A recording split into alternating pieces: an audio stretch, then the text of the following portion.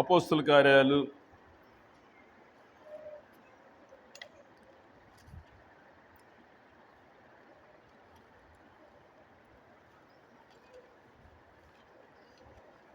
8వ అధ్యాయం.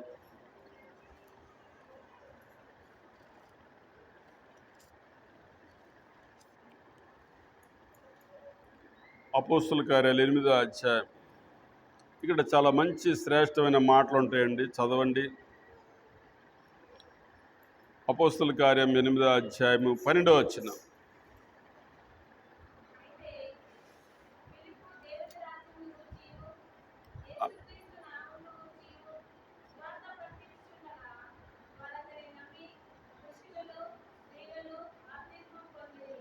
ఇక్కడ గమనించండి, ఒక మంచి మాట చెప్తున్నాడు. ఏంటి ఆ మాట? అయితే పిలుపు దేవుని రాజ్యమును గూర్చియు యేసుక్రీస్తు నామమును గూర్చియు సువార్త ప్రకటించుచు. ఎవరి గురించి అంట? దేవుని రాజ్యం. ఈ భూమి మీద మనం కూడా కొన్ని రాజ్యాలు ఎదుగుతూ ఉంటాం. మనం బాగుండాలా, మన ఇల్లు బాగుండాలా, మన పిల్లలు బాగుండాలా, మనకు మంచి ఉద్యోగాలు ఉండాలా, మంచి చదువులు ఉండాలా, వ్యవసాయం బాగుండాలా. ఇవి కొద్ది కాలమే, ఇవి ఉండాలా. ఇది తప్పనిసరిగా దేవుడు ఇస్తాడు. దేవుడు ఒకటే మాట చెప్పాడు, నా నీతిని, నా రాజ్యాన్ని మీరు వెతుకుడు, అప్పుడు అవన్నీ మీకు అనుగ్రహించబడును.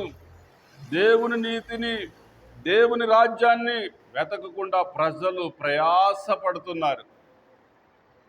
పుట్టించినోడు లేకుండా నువ్వు ఏం చేసినా వ్యర్థమే.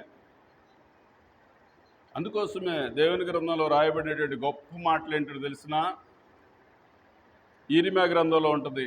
భూమి మీద కృప చూపుచు నీతి న్యాయములు జరిగించుచున్న యెహోవాను నేనే అని మనం పరిశీలించి తెలుసుకోవాలంట. మనుషుడికి అన్ని రాజ్యాలు ఎదుగుతాడు, కానీ తాను వెళ్ళే రాజ్యాన్ని గురించి వెతకలేడు.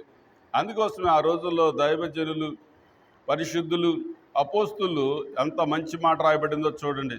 దేవుని రాజ్యంను గూర్చియు యేసుక్రీస్తు నామమును గూర్చియు సువార్త ప్రకటించుచుండగా వారందరూ కూడా నమ్మారంట. పురుషులు, స్త్రీలు నమ్మి బాప్తిసం పొందారు. నమ్మి బాప్తిసం పొందినవాడు ఏమవుతాడని రాయబడి ఉంది? రక్షింపబడును. నమ్మని వానికి శిక్ష విధించబడును. నమ్మని వానికి శిక్ష దేవుడే విధించడండి. వాని క్రియలే వాని శిక్షిస్తాయి. వాని యొక్క ప్రవర్తన వాని శిక్షించింది. అది దాని నుండి తప్పించడానికే ఈ యొక్క సువార్త, దేవుని రాజ్యాన్ని గురించిన సువార్త చెప్పేది. ఇంకో మంచి మాట కూడా మీకు చూపిస్తాను, జాగ్రత్తగా చదవండి, వినండి. ఇక్కడ అనేకమైనటువంటి విషయాలు మనం కనుగొంటూ ఉంటాం. అపోస్తుల కార్యాలు 9వ అధ్యాయము 18వ వచనంలో కూడా ఒక మాట ఉంది. ఆ మాట చదవండి. అప్పుడే అతని కనుల నుండి పొరల వంటి విరాలగా దృష్టి కలిగి లేచి బాప్తిసము పొందెను. తరువాత ఆహారం పుచ్చుకొని బలపడేది. గమనించండి, ఈ యొక్క అపోస్తుడైన పౌలు దేవుని యొక్క క్రియల గురించి చాలా భయంకరంగా దేవునికి విరోధంగా ప్రవర్తించేవాడు. ఎంత కోపం అంటే యేసుక్రీస్తు రాజ్యం గురించి, యేసుక్రీస్తు బోధ గురించి ఆయనకి లాస్ట్కి ఆయన యొక్క పిల్లల్ని చాలా హింసించాడు. వాళ్ళు సహించారు. ఆ సహనమే ఈయన మారు మనసుకి కారణమైంది. ఇక్కడ రాయబడినటువంటి గొప్ప మాటలు ఏంటి అంటే, ఆయన కనుల నుండి పొరల వంటివి రాలిని. ఈ రోజుల్లో మన కళ్ళల్లో ఉన్నాయి, మన ఆచారాల్లో ఉన్నాయి, మన తలంపుల్లో ఉన్నటువంటి ఆ పొరల వంటివి రాలితేనే బాప్తిసం తీసుకొని బలం పొందడానికి కారణాలు ఉంటాయి. ఇక్కడేమో సువార్త చెప్పగానే వాళ్ళు నమ్మారు, రక్షింపబడ్డారు. ఇక్కడేమో దేవుడే దర్శించి అతనితో మాట్లాడినప్పుడు అతనికి ఏమంటే పొరల వంటివి రాలిపోయింది. జీవిత యాత్రలో దేవుని వాక్యం చదివే వారి జీవితాల్లో పొరల వంటివి రాలిపోతాయి. ఇంకా మంచి మాటలు ఉండే, అవి కూడా మీకు చెప్తాను, చూడండి జాగ్రత్తగా. ఆ మాటలు కూడా మనం విందాం. అపోస్తుల కార్యాలు 9వ అధ్యాయము 33వ వచనం. అక్కడ గమనించండి, పక్షవాయువు కలిగి 8 ఏండ్ల నుండి మంచము పట్టి ఉండిన అనియా అను ఒక మనుషుని చూచి, పేతురు, అనియా, యేసుక్రీస్తు నిన్ను స్వస్థపరుచున్నాడు. నీవు లేచి నీ పరుపు నువ్వే ఆ, ఆ, ఆ. వెంటనే అతడు లేచెను. అవును. అతన్ని చూచి ఎవరితో తిరిగారంట? దేవుడు అద్భుతాలు చేస్తాడు. ఈ పక్షపాతం అనేటువంటిది ఎన్ని రోజుల నుంచి ఉంది? 8 సంవత్సరాల నుంచి ఉంది. దేవుని దర్శనం కలిగినటువంటి పేతురు వచ్చి చెప్పినప్పుడు అతడు పరుపు అతనే ఎత్తుకున్నాడు, అతడే పరుచుకున్నాడు. ఎవరు చేసే మెళ్ళి ఇవన్నీ? అక్క, అన్న, చెల్లి, తమ్ముడు, నీ పాపాలతో నువ్వు విసిగిపోయి ఉన్నావేమో, నీ శాపాలతో నువ్వు విసిగిపోయి ఉన్నావేమో, జన్మ పాపం కర్మ పాపంతో వ్యాకులత వేదన పడుతున్నావేమో, దేవుని తట్టు చూడు, దేవుడు నిన్ను విమోచిస్తాడు. మీకు ఆ మాట మళ్ళా చదువుతాను ఒకసారి, మీరు గమనించండి. దావీదు కీర్తనలు అనేక పర్యాలు ఈ మాటను మనం చదువుతూనే ఉంటాం.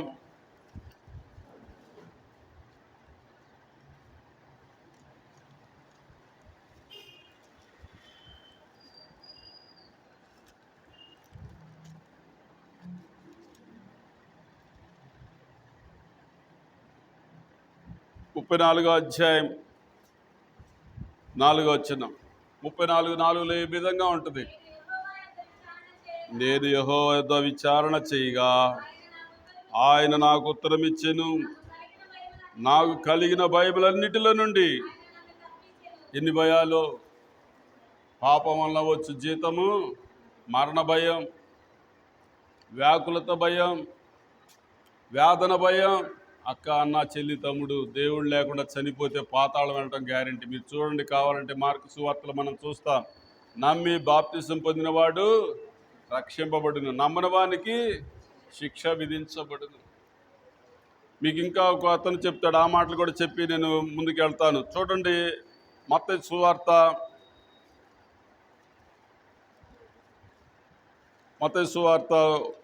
3వ అధ్యాయం 1వ వచనం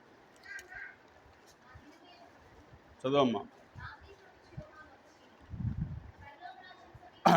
ఆ దినమందు బాప్తిసమిచ్చు యోహాను వచ్చి ఏం చెప్పాడైనా? పరలోక రాజ్యము సమీపించినది, మారు మనసు పొందుడని యూదయ అరణ్యములో ప్రకటించుచుండెను. చదవమ్మా. ప్రభు మార్గమును సిద్ధపరచు, ఆయన త్రోవలను సరళము చేయడి. ఏ మాట? ఈ మాట బాగేనండి. పరలోక రాజ్యము సమీపించినది, మారు మనసు పొందండి. మీ అందరికీ తెలుసో లేదోగా, కొంతమంది ఈ విధంగా పిల్లలకు నేర్పుతుంటారు విద్యాభ్యాసాలు బాల్యం నుండే. బైబిల్లో కూడా అదే రాయబడి ఉంది.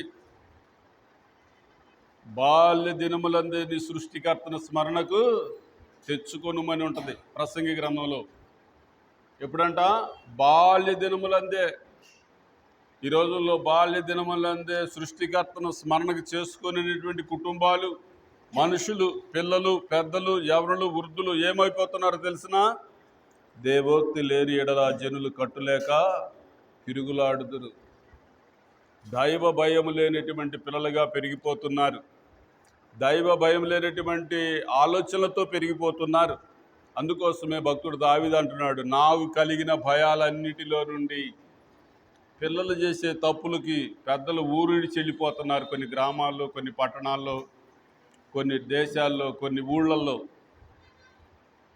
అందుకోసమే యెహోవా మీకు దొరుకు కాలమందు ఆయనను వెదకుడి. దేవుని రాజ్యాన్ని గురించి మనిషికి ఆలోచన లేకపోతే పాతాళాన్ని రాజ్యానికి వెళ్ళిపోతారు. పాతాళానికి వెళ్ళిపోతున్నారు ప్రజలు. ప్రయాసపడి పాపాలు చేస్తున్న వాళ్ళందరికీ జీతం పాతాళమే. అందుకే బైబిల్లో రాయబడి, ఎవడైనను క్రీస్తునందు నెడలా వాడు నూతన సృష్టి, పాతవి గతించిన, సమస్తమును క్రొత్తవాయను. యేసుక్రీస్తుతో సహవాసం చేసి నీ జీవితమే క్రొత్తది. ఈ అపోస్తుడైన పౌలు అపోస్తుల కార్యాలు 9వ అధ్యాయం మొత్తం చదివితే, ఒకప్పుడు ఆయన అంటాడు, ఆయన గురించి తిమోతి పత్రికలో రాస్తాడు, నేను హానికరుడును, హింసకుడును, దోషకుడును. ఆయన పేరంట హానికరుడు, హింసకుడు, దోషకుడును. అలాంటి ప్రధాన పాపినైన నన్ను కూడా అంటాడు. ఆయన కరుణించాడు. అందుకోసమే మన కరుణ కొంచెమే, దేవుని కరుణ కొలతలేదు. దేవుని కరుణ కొలతలేదు, అందుకే మనం నేటి వరకు నిలిచి ఉన్నాం. ఎన్నాళ్ళు బతికామని కాదు, ఎంత సంపాదించామని కాదు. జీవ గ్రంథంలో నా పేరు నీ పేరు ఉందో లేదో ప్రతిరోజు చెక్ చేసుకోండి. దావీదు కీర్తన 34వ అధ్యాయము 4వ వచనంలో మీరు ఆ మాట చదివారు కదా. 25వ వచనం చదవండి, 5వ వచనం. 34:5లో అంటాడు చక్కని మాట, వారు ఆయన తట్టు చూడగా వారికి వెలుగు. అక్క, అన్న, చెల్లి, తమ్ముడు, నువ్వు ఏ స్థితిలో ఉన్నా సరే దేవుని తట్టు చూడు, వెలుగు కలిగింది. యెషయా గ్రంథం 60వ అధ్యాయం 1వ వచనంలో ఉంటుంది, లెమ్ము తేజరిల్లుము, యెహోవా మహిమ నీ మీద ఉదయిస్తుంది. దేవుని యొక్క వెలుగు లేక ప్రజలు అల్లాడుతున్నారు. యెషయా గ్రంథం 9వ అధ్యాయంలో చూస్తాం, మనుషులు ఎక్కడ ఉన్నారంట, భయంకరమైన చీకటిలో ఉన్నారట. చీకటిలో నడుచు జనులు గొప్ప వెలుగును చూస్తారని రాయబడి ఉంది. అందుకే మానవ కోటిని పిలిచాడు ఆయన, ప్రయాసపడి భారం మోయిచున్న వారులారా నా దగ్గరికి రండి. మనం కొంతమందిని అడుగుతూ ఉంటాం, ఏందబ్బా ఇంకా పెళ్లి చేసుకోలేదంటే, మాకంటే శాపాలు ఉన్నాయండి, మాకంటే పాపాలు ఉన్నాయండి, మా కర్మఫలం అండి అనేవాళ్ళు ఉన్నారు. మా జాతకం అంతేనండి, నా యొక్క పరిస్థితులు అంతేనండి, మా కులంలో అంతేనండి అని చెప్పేవాళ్ళు ఉన్నారు. మనుషులందరినీ మనం చూస్తే ప్రసంగి గ్రంథంలో దేవుడు మనుషులనంట యథార్థవంతులుగా పుట్టించాడంట. మనుషులందరూ ఈ విధమైన తంత్రములు కల్పించుకొని ఈరోజు చెడిపోవడానికి కారణాలు ఏంటంటే దేవుని మార్గం లేకుండా చెడిపోతున్నారు. దేవుని తట్టు చూడకపోయేటప్పటికి భయం ఎక్కువైపోతుంది, బాధలు కూడా ఎక్కువ అవుతున్నాయి. దేవుని తట్టు చూడండి, గాఢాంధకారపు లోయలో సంచరించినను ఏ అపాయమునకు భయపడను, నీ దుడ్డు కర నీ దండము నన్ను ఆదరించు. అక్క, అన్న, చెల్లి, నువ్వు బాధల గుండా వెళ్తున్నావా, ఇరుకులు ఇబ్బందుల గుండా వెళ్తున్నావా, దేవుని తట్టు చూడు. ఆయన దుడ్డు కర నిన్ను ఆదుకుంటుంది, ఆయన దండన నిన్ను ఆదుకుంటుంది. మరణాన్ని తప్పించింది ఆయన దండన. రాస్తాడు మనందరికీ తెలిసినటువంటి మాట, 6వ వచనం 23:6లో దావీదు కీర్తనలో, నేను బ్రతుకు దినములన్నీ కూడా ఏంటంటే మన ఏమంటే వచ్చేది కృపా క్షేమాలు. ఇక్కడ అంటున్నాడు భయాలు నుండి విడిపిస్తాడు, ఇక్కడ కృపాక్షేమాల నుండి బ్రతికిస్తాడు. అలా బ్రతకాలంటే ఎవడైనాను క్రీస్తునందు నెడల వాడు నూతన సృష్టి, పాతవి గతించిన సమస్తమును క్రొత్తవాయను. ఇక్కడ చూడండి, పిలుపు ప్రసంగం చేస్తే చాలు ఎంతమంది రక్షణ పడ్డారు అక్కడ. ఆ వినిన వారందరూ మారు మనసు పొంది బాప్తిసం పొందారు. మనం ఎన్నాళ్ళ నుంచి బోధ వింటున్నాం, ఎన్నాళ్ళ నుంచి బైబిల్ చదువుతున్నాం. బోధనే మనం, బైబిల్ చదివే మనం, ప్రార్థన చేసుకునే మనం, యేసుక్రీస్తు పిల్లలమని పిలువబడే మనం ఎలాగుంటున్నాం? జాగ్రత్త అక్కల్లారా, అమ్మలారా. మన పిల్లలు దేవుడు మనకిస్తే వాళ్ళు సరిగ్గా పెంచకపోతే వాళ్ళు ఎదిగేటువంటి స్థితి ఎంత భయంకరంగా ఉంటుందో. చెరపకురా చెడెదవని బిడ్డ చేసేటువంటి ఆ పాపిష్టి పనులకు తల్లిదండ్రులకు చెడ్డ పేరు వస్తుంది, తల్లిదండ్రులకు చెడ్డ పేరు వస్తుంది. అలాగనే సృష్టించిన దేవుడికి కూడా చెడ్డ పేరు వస్తుంది. దేవుడికి చెడ్డ పేరు తెచ్చి బ్రతకగలిగినటువంటి వాడు భూమి మీద లేడండి. ఒకవేళ చెడ్డ పేరు తెచ్చి బ్రతికినా అతను పళ్ళు కొరుకుటి ఏడుపుటి ఉండునంట. అక్కడ చాలామంది దేవుని పేరు చెప్పుకొని కూడా చేయకూడని పనులు చేస్తూ ఉన్నారు, నష్టపోతారు చాలామంది.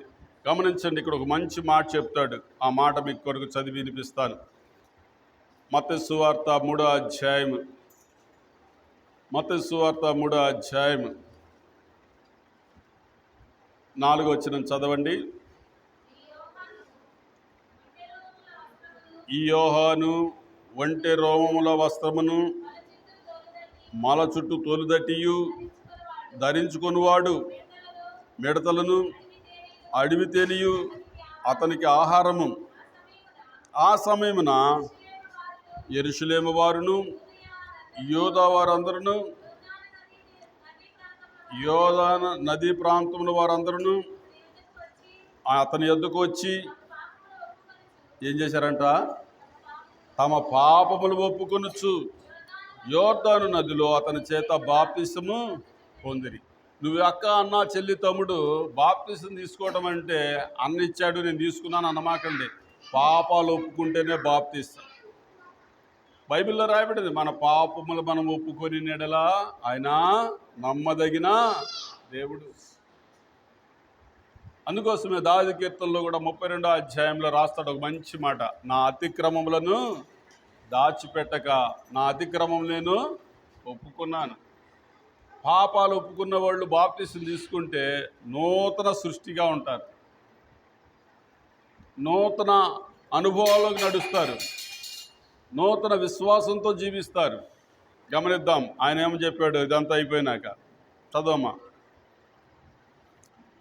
బాప్తిసం పొందుచుండిరి 7వ వచనంలో ఇలా రాయబడి ఉంది, అతడు పరిచయులను సద్దుకైలను అనేకులు బాప్తిసం పొందుట చూచి ఏమన్నాడు? బాప్తిసం పొందేవారిని చూచి ఇలా అన్నాడు, సర్ప సంతానమా, రాబో ఉగ్రతను తప్పించుకున్నట్టుకు మీకు బుద్ధి చెప్పిన వాడు ఎవడు? మారు మనసుకు తగిన ఫలాలు ఫలించండి. ఏదో ఫలాలంట? మారు మనసుకు తగిన ఫలం. మీలో ఎవరికైనా డాక్టరు అయ్యారనుకోండి, డాక్టర్ తగ్గట్టుగా నడవాలా. మీరు ఎవరైనా కలెక్టర్ అయ్యాడు అనుకోండి, ఆ కలెక్టర్ తగ్గినట్టు డిగ్నిఫైడ్గా నడవాలా. మీరు ఎవరైనా టీచర్ అయ్యారనుకోండి, టీచర్కి తగ్గట్టుగా డిగ్నిఫైడ్గా నడవాలా. బాప్తిసం తీసుకొని పాపాలు ఒప్పుకున్న మనం యేసుక్రీస్తు ప్రభులాగా నడవాలా. యేసు ప్రభు అదే అంటాడు, మీరు నన్ను పోలి నడుచుకోండి. ఎందుకు తెలిసిన, దేవుని పోలి నడుచుకొనకపోతే సర్ప సంతానమా, రాబో ఉగ్రత నుండి మీకు బోధించిన వారు ఎవరు?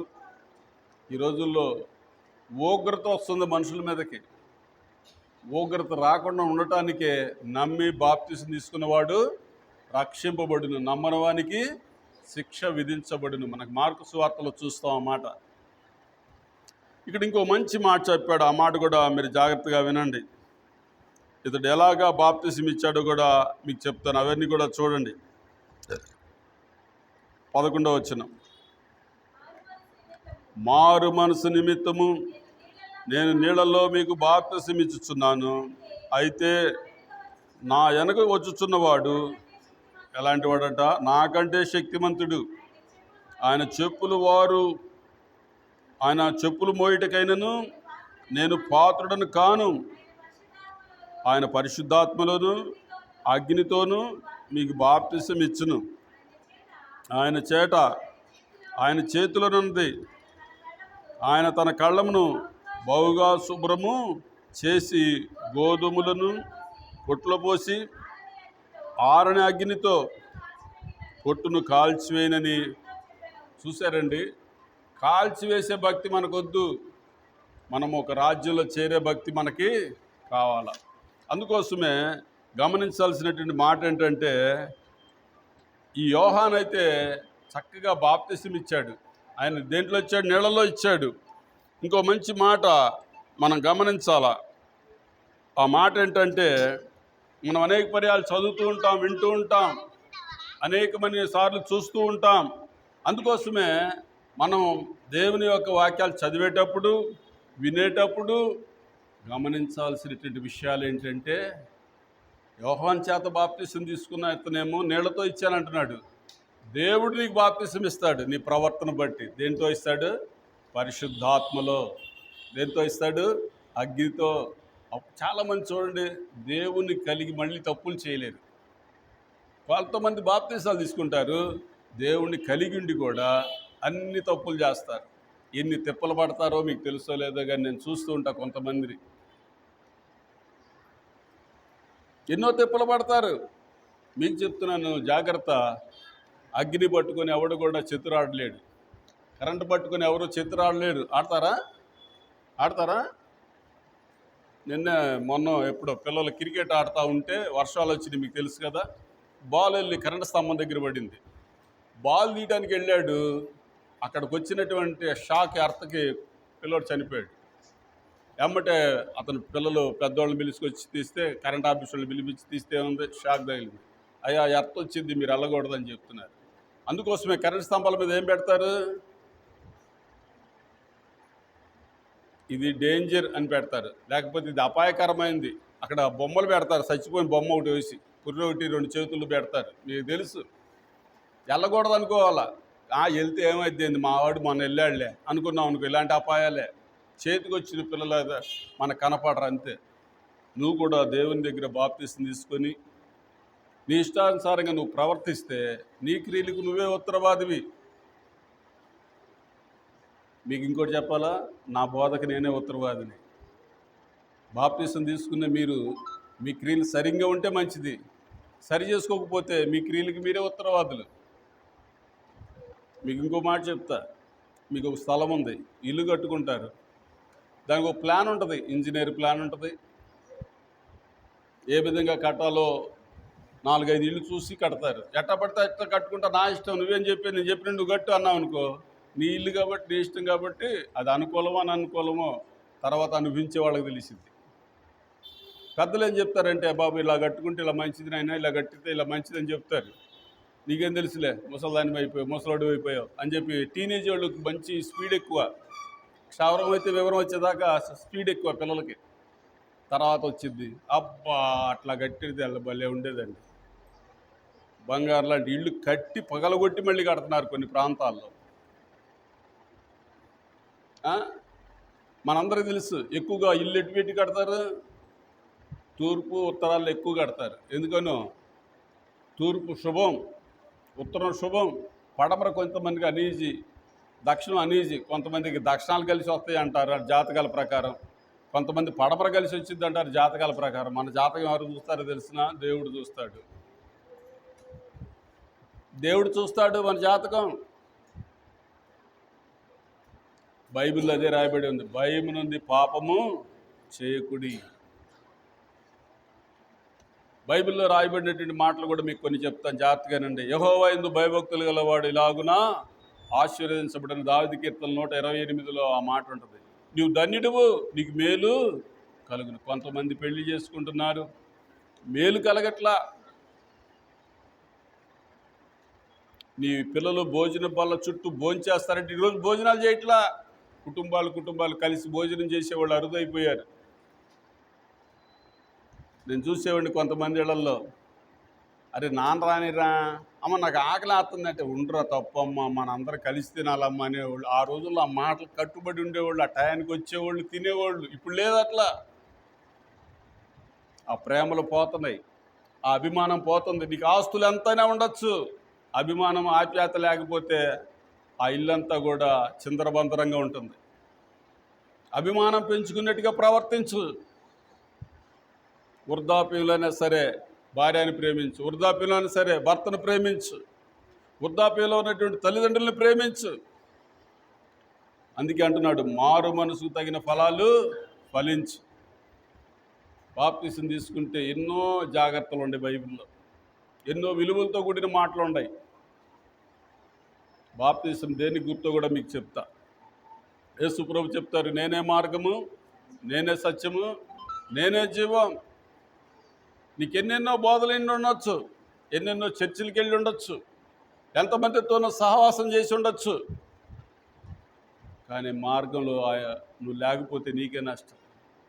నేను మార్గం, ఆ మార్గంలో ఉండాలి. నేను సత్యం, ఆ సత్యంలో ఉండాలి. నేను జీవం, ఆ జీవంలో ఉండాలి. అప్పుడే నీకు క్షేమం, నీ కుటుంబానికి కూడా క్షేమం. పిల్లల్ని స్కూల్కి పంపిస్తుంటాం, కాలేజీలకు పంపిస్తుంటాం, యూనివర్సిటీలకు పంపిస్తుంటాం. ఆ పంపించినటువంటి పిల్లలు ప్రతి పుస్తకం చదవాలా, ఒకటి చదివితే అన్నీ వచ్చేస్తాయా? చదువుకునే పిల్లలు చెప్పండి, ప్రతి పుస్తకం చదవాల్సిందే. ఈ పుస్తకం చదివాలని ఆ పుస్తకం మానేయడానికి కుదరదు. మనకున్నటువంటి 66 పుస్తకాలు చదవాల్సిందే. ఈ పరిశుద్ధ గ్రంథాన్ని చదవాలా, చదివి వినిపించుకోవాలా. మనకేమీ తెలియదు, టీవీ పెట్టుకొని కొన్ని న్యూస్ చూస్తుంటాం, మరి మనకేం తెలియదు. బైబిల్ చదివించుకుందాం. ఈ రోజులు ఇదివరకు ఉండేవాళ్ళు, బాబు అరే మనవడా కొంచెం చదివి పెట్టయ్యా, బైబిల్ చదవరా, ఇవాళ పలానా చెప్పారు అని వాళ్ళకి వచ్చి రాని రాతలు రాసుకునేవాళ్ళు. పెన్సిల్తోనూ పెన్నులతో రాసుకొని ఈ చదువమ్మ కొంచెం వింటాను వినిపించుకునేవాళ్ళు ప్రార్థన అయిపోయిన తనంతరం. ఇప్పుడు వాళ్ళు లేరు. అక్కలారా, అమ్మలారా, పిల్లలారా, పెద్దలారా, దేవుని వాక్యాన్ని ధ్యానిస్తే ఎంత మంచిదో మీకు అర్థమయ్యేటట్టు చెప్తా. మీరు గేదెలు కాసేవాళ్ళు ఉన్నారు, గేదెలు ఎలా మేస్తాయో తెలుసు. ఆ గేదెలు తీసుకొచ్చి మన ఇళ్ళకాడ కట్టేస్తాం. అవి ఏం చేస్తాయి? నాకన్నా నువ్వు ఎక్కువ తిన్నావు, నాకన్నా నువ్వే ఎక్కువ తిన్నావు అనో. నెమరు వేసుకుంటే జీర్ణశక్తి పెరిగిద్ది. దేవుని వాక్యాన్ని నెమరు వేసుకోండి, మీ జీవితాలు ఏ విధంగా ఉంటాయి. యెహోవా యందు భయభక్తులు గలవాడు ఇలాగునా ఆశీర్వదించబడును. చూడండి, ఆ మాట కూడా మంచిది. దావీదు కీర్తనలో 128 అధ్యాయం. యెహోవా యందు భయభక్తులు కలిగి ఆయన త్రోవలందు నడుచు వారందరూ ధన్యులు. నిశ్చయముగా నీ చేతుల కష్టార్జితము అనుభవించుదువు. నీవు ధన్యుడవు. ఏం కలిగిద్దంట? నువ్వు ధన్యుడవు, నీకు మేలు కలిగింది. అక్క, అన్న, చెల్లి, తమ్ముడు, బాప్తిసాలు తీసుకోవడానికి వచ్చినటువంటి వారులారా, ప్రత్యేకంగా ఏర్పాటు చేసుకునే ఈ కూడికి వచ్చినటువంటి వారులారా, ఆయన త్రోవలందు నడుచువారు ధన్యులని రాయబడి ఉంది, కానీ ఆయన త్రోవలు విడిచి నడిచేవారు ధన్యులని లేదు. బైబిల్లో రాయబడింది, ఇప్పుడైనను మీరు ఆయన మాట వినినడల మీకు ఎంతో మేలు. మీరు బైబిల్ ఎంత బాగా చదివితే మీ జీవితాలు అంత బాగుంటాయి. దేవునితో స్నేహం చేయండి, పాపంతో కాదు, శాపంతో కాదు, విలువ లేని విషయాలతో కాదు, దేవుడితో స్నేహం చేయండి. నిజమైన స్నేహితుడు విడువక ప్రేమించి. యేసయ్య మానవ కోటితో స్నేహం చేసి మానవుల్లో ఉన్న తప్పులన్నీ ఆయన వేసుకొని ఆయనలో ఉన్న శాంతి సమాధానాలు మానవ కోటికి ఇచ్చాడు. అందుకే ఆయన బోధ ఎంత మంచిదో, ఆయన చేతులు ఎంత మంచివో, ఆయన యొక్క మాటలు ఎంత మంచివో బైబిల్లో రాస్తాడు. నీ యందు దృష్టి ఉంచి నీకు ఆలోచన చెప్పి నేను నిన్ను నడిపిస్తాడు. నీకు నీ కుటుంబం నీరు కట్టిన తోట వలె ఉంటుంది, ఆకువాడిగా తన కాలం ముందు ఫలమిచ్చు చెట్టు వలె ఉంటుంది. దావీదు కీర్తనలో 1వ అధ్యాయంలో మనం చూస్తాం ఈ మాటలు. అతడు చేయనిదంతయు సఫలమగును. ఆయన త్రోవల్లో మనం ఉంటే. అందుకే అంటాడు, నేనే మార్గము, నేనే సత్యము, నేనే జీవం. పిలుపు ఆ బోధలు చేసినప్పుడు వాళ్ళందరూ విన్నారు, వాళ్ళు బాప్తిసం తీసుకున్నారు. ఇక్కడ కూడా యోహాను యేసు ప్రభు వారికి కూడా బాప్తిసం ఇస్తున్నప్పుడు ఏ మాటలు చెప్పాడో మనందరం చూస్తున్నాం. చక్కని మాటలు చెప్పాడు. ఇంకో మాట కూడా మీకు చూపించి నేను ముందుకు వెళ్తాను. ఆ మాట కూడా ఎలా ఉందో చూడండి. 13వ వచనం, మత్తయి సువార్త 3వ అధ్యాయం 13వ వచనం. ఆ సమయమున యోహాను చేత బాప్తిసము పొందుటకు యేసు గలయ నుండి యోర్దాను దగ్గరనున్న అతని యొద్దకు వచ్చెను. అందుకు యోహాను, నేను నీ చేత బాప్తిసము పొందవలసిన వాడినై ఉన్నాననగా నీవు నా యొద్దకు వచ్చుచున్నావా అని ఆయనను నివారింపజూశాను. కానీ యేసు ఇప్పటికు కానిమ్ము. మీరు ఒక్క మాటనండి, మీరు ఎంత పెద్దవారైనా సరే తగ్గించుకున్న స్వభావం ఉండాలి. యేసు ప్రభు దైవ మానవుడు, లోకానికి సృష్టికర్త, లోకానికి దేవుడు, పాపుల రక్షకుడు. నియమం ఒకటి ఉంది. యోహాను తప్పితే బాప్తిసాలు ఇచ్చేవాళ్ళు ఎవరు కూడా లేరు. యోహాను దగ్గర కూడా ఒక నియమం ఉంది. ఎలాంటి నియమము? ఏంటి ఆ నియమం? అడవిలో ఉండేవాడు, అడవిలో ఉన్నటువంటి మిడతలు తినేవాడు, ఆ తేనె తాగేవాడు, తర్వాత ఏం తీసుకునేవాడు కాదు. ఈరోజు మీకు ఒక మంచి మాట చెప్తా, జాగ్రత్తగా వినండి. సేవకుడైన నేను కానీ, విశ్వాసులైన మీరు కానీ ఏవి పడితే అవి తినకూడదు, ఏవి పడితే అవి చూడకూడదు, ఏవి పడితే అవి అనుసరించకూడదు. అనుసరించామా ఇలాంటి విలువైనటువంటి మనుషులు మన దగ్గరికి రారు. యేసయ్య సాక్షాత్ యోహాను దగ్గరికి వచ్చి అంటున్నాడు, అయ్యా నేనే నీ దగ్గరికి రావాల్సి ఉంటే నువ్వు నా దగ్గరికి రావటం ఏంటంటే నీతి యావత్తు ఇలాగా జరగని. యేసు ప్రభు గొప్ప, యోహాను గొప్ప? గమనించండి, ఎవరు గొప్ప? యేసు ప్రభు వారు గొప్ప. ఆయన తగ్గించుకున్నాడు. అందుకోసం యేసు ప్రభు పేరు, చరిత్ర సృష్టి యావత్తుల పైన ఉంది. సృష్టి యావత్తుల పైన ఉంది. ఆయన పైనుండి వచ్చేవాడు అందరికీ ఉపకారం చేశాడు, తగ్గించుకుని. అందుకే మానవ కోటికి నేర్పాడు మంచి మాట. ఆయన రీతుడైపోయాడంట, తగ్గించుకున్నాడంట, తన్ను తాను తగ్గించుకున్నాడంట. ఇక్కడ కూడా తగ్గించుకునే బాప్తీసం తీసుకున్నాడు. నువ్వు బాప్తీసం తీసుకోవడానికి సిద్ధపడేవారులారా, తగ్గింపు స్వభావం ఉండాలి, పాత్ర శుద్ధి చేసుకున్న స్వభావం ఉండాలి, హృదయ శుద్ధి కలిగినటువంటి వారై ఉండాలి. కింద ఏమంటున్నాడు ఆ మాట చూడండి ఎంత బాగుంటుందో.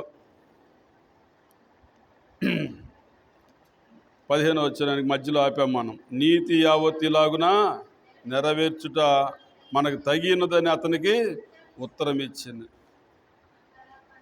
చాలండి, తగి ఉన్నదని ఉత్తరం ఇచ్చాడు. ఎవరు? యేసు ప్రభు. యోహానుకు బాప్తీసం ఇచ్చే అధికారం ఇచ్చింది ఎవరు? సాక్షాత్తు దేవుడే, సాక్షాత్తు దేవుడే. మీరు అధికారం కూడా దేవుడే మీకు కలిగేయాల. చాలామంది మారు మనసు పొంది బాప్తీసాలు తీసుకోలేరు. పిల్లల పెళ్ళి, చదువులోని పరిస్థితులు ఎట్లా ఉంటాయోనని. మీకు తెలుసా, బాప్తీసం తీసుకుంటే నీతో ఎవరుంటారో? దేవుడు, దేవుని ఆత్మ ఉంటుంది. నీలో ఎవరుంటారో తెలిసినా, దురాత్మకు చోటు ఉండకుండా దైవాత్మ నిన్ను నడిపించింది. మనందరం పాట పాడతారు, నడిపిస్తాడు నా దేవుడు, శ్రమలోనైనా నన్ను విడువడు. ఎలాంటి పరిస్థితులైనా సరే ఆయన నిన్ను విడువడు, నిన్ను ఎడబాయడు. అందుకే రాస్తాడు, దేవుని గలవారు ధన్యులు. బైబిల్లో రాస్తాడు, యెహోవా తమకు దేవుడు కాగల జనులు ధన్యులు. ఇంకా చక్కని మాటలు రాయబడి ఉన్నటువంటి మాట కూడా చెప్పి నేను ముందుకెళ్తా. ఆ మాట చూడండి ఎట్లుందో. 16వ వచనం. యేసు బాప్తిసం పొందిన వెంటనే నీళ్లలో నుండి ఒడ్డునకు వచ్చెను. ఇదిగో ఆకాశము తెరవబడెను, దేవుని ఆత్మ పావురం వలె దిగి అతని మీదకి వచ్చుట చూచెను. మరియు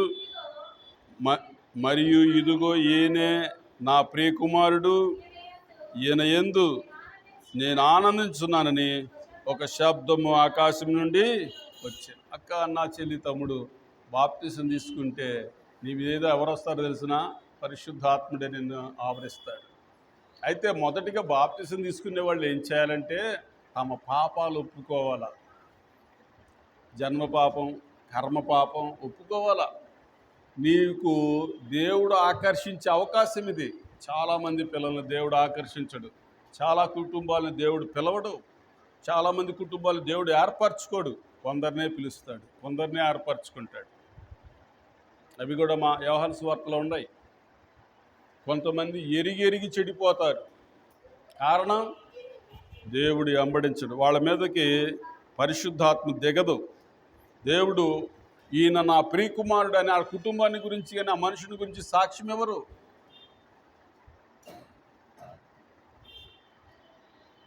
నీ అంతరాత్మ నీ మీద సాక్ష్యం ఇవ్వాలా బాప్తిసం తీసుకోవాలంటే.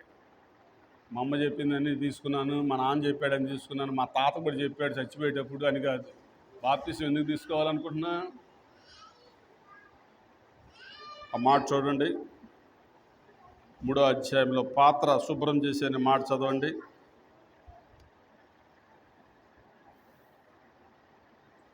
12, 13 మధ్యలో ఉంది కదమ్మా.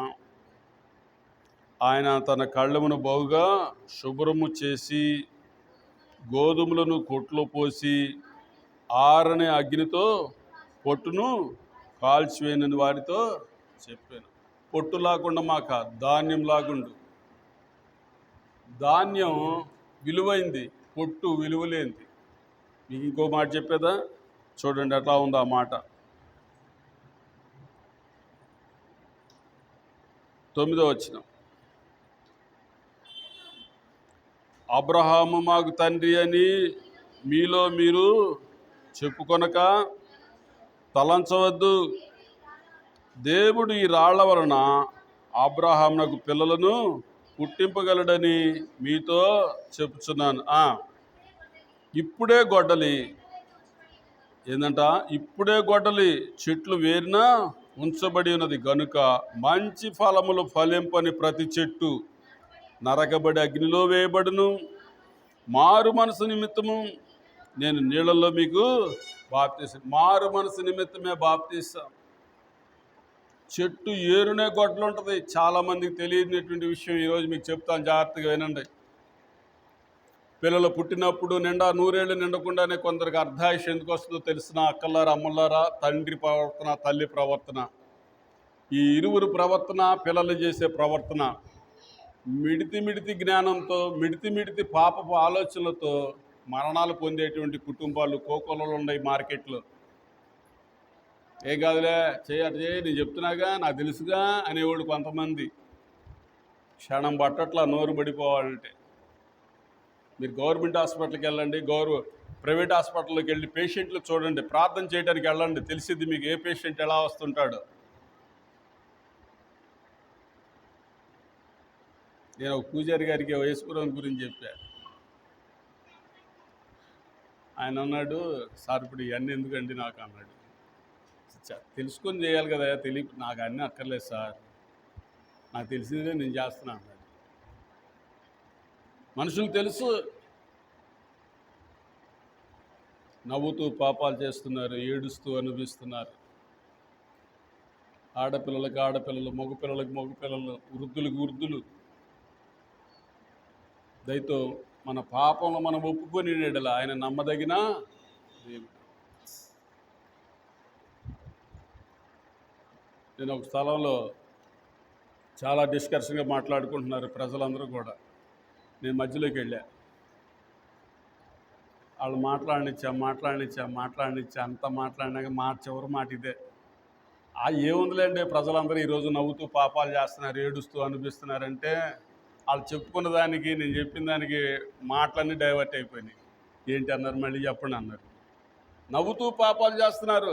ఒక కుటుంబాన్ని పాడు చేయాలన్నా, ఒక ఎవడస్తుని పాడు చేయాలన్నా, అరే తాగరా, నీకేం తెలుసు, ఇట్ట తాగు, ఇట చేయి అని నేర్పిస్తున్నారు. మంచి నేర్పించే మనుషుడు ఉన్నాడా? ఈనాడు మంచి నేర్పేటువంటి మానవులు పొదువైపోతున్నారు, చెడు నేర్పించే మానవులు ఎక్కువైపోతున్నారు. బైబిల్లో రాయబడి ఉంది, నీ వాకిట పాపము పొంచియుండును. యేసుప్రభు బోధలు నిన్ను, నీ కుటుంబాన్ని రక్షించడానికి. ఆయన బోధల్లో జీవం ఉంది, ఆయన బోధల్లో మార్గం ఉంది, ఆయన బోధల్లో సత్యం ఉంది, ఆయన బోధల్లో వెలుగుంది. ఆయన బోధల్లో నువ్వు తలగా ఉంటావు కానీ తోకగా ఉంటావు. ఆయన బోధలు నిన్ను బలవంతుడి చేతిలో బాణంలాగా చేస్తాయి. ఆయన బోధలు నిన్ను దీవిస్తాయి, ఆశీర్వదిస్తాయి. ఏం చెప్పాడు ఇందాక కీర్తనలు 28 అధ్యాయంలో 128లో, ఆయన త్రోవలందు నడుచువారందరూ ధన్యులు. చాలామంది పాపాలు చేసేటువంటి వారికి ఆయన త్రోవలు పక్కన పెట్టేస్తారు, వీళ్ళు ఇష్టానుసారమైన ఆలోచనలతో నడిచేస్తారు. మీకు తెలుసా, యేసుప్రభు వారు కూడా ఒక మాట చెప్తాడు సిలువ వేయబడే ముందు, తండ్రి నా చిత్తం కాదు నీ చిత్తమే. అక్క, అన్న, చెల్లి, తమ్ముడు, నువ్వు ఎప్పుడైనా చెప్పావు ఈ మాట? దేవా నీ చిత్తం నెరవేరాలా, నాలో నీ చిత్తమే నాకు ప్రాప్తించాలా అని చెప్పావా? దేవుని చిత్తం జరిగించువాడు నిరంతరము నిలుచునని రాయబడి ఉంది. ఇక్కడ కూడా అదే అంటున్నాడు, చక్కని మాట. చిన్న పిల్లలప్పుడే దేవుడు శుభవచనాలు పెట్టాడు, గొడ్డలు కూడా పెట్టాడు. మీకు తెలుసో లేదు? సామెతల గ్రంథంలో ఉంటుంది, బాలుని స్వాభావికముగా మూర్ఖత్వంతో నిండి ఉంటుందంట. చిన్నపిల్లలప్పటి నుంచే మూర్ఖత్వం నిండిపోద్ది కొంతమందికి. సామెతల గ్రంథంలో ఉన్నమాట. స్వాభావికముగా ఆ మూర్ఖత్వాన్ని తగ్గట్టు పెద్దలు కూడా అచ్చం నా పోలికే, నా మాటలే, నా ప్రవర్తన అని చెప్పి ఈ పెద్ద అయినోడు ఎన్ని తప్పులు చేస్తాడు, పిల్లోడికి అయ్యే నేర్పుతాడు. నీకు బలం తగ్గిద్ది, వాడికి బలం పెరిగిద్ది. నువ్వు కొడితే వాడికి ఏం తెలియదు, వాడు కొడితే నీకు గోప గుయ్యి అంటది. లేరా అలాంటి వాళ్ళు? ఉండరా లేరా? తాతేమో సరదాగా కొడుతున్నాడు, వాడు చెడిల్మని కొట్టాడు. ఎవరితో చురుగ్గా ఉంటుంది దెబ్బ? చెయ్యి దెబ్బే అంత చురుగ్గా ఉంటే కాలం దెబ్బ ఎంత భయంకరంగా ఉంటుందో తెలిసిన బైబిల్ రాస్తుంది, మనుషుడు ఏమి విత్తునో ఆ పంటనే కోస్తారు. మీ పిల్లలకి ఏమి విత్తుతున్నారు? అందుకే అంటున్నాడు, మారు మనసు తగిన ఫలాలు మీరు ఫలించండి. ఇంకా చాలా మాటలు ఉన్నాయి, నేను ముందుకు వెళ్తాను, జాగ్రత్తగానండి. మీ అన్ని కూడా గుర్తుపెట్టుకోండి, మీరు ప్రార్థన చేయాలా. ఈ యొక్క అపోస్తుల కార్యాల్లో ఇంకో మంచి మాట ఉంది. మనం ఒక పక్షవాయువు గల వాడిని బాగు చేసింది ఎవరా అంటే డాక్టర్లు కాదు, మంచి పేరున్నటువంటి ప్రఖ్యాతి కలిగినటువంటి వైద్యం కాదు. పేతురు బాగు చేశాడు. ఎలా బాగు చేయగలిగాడు?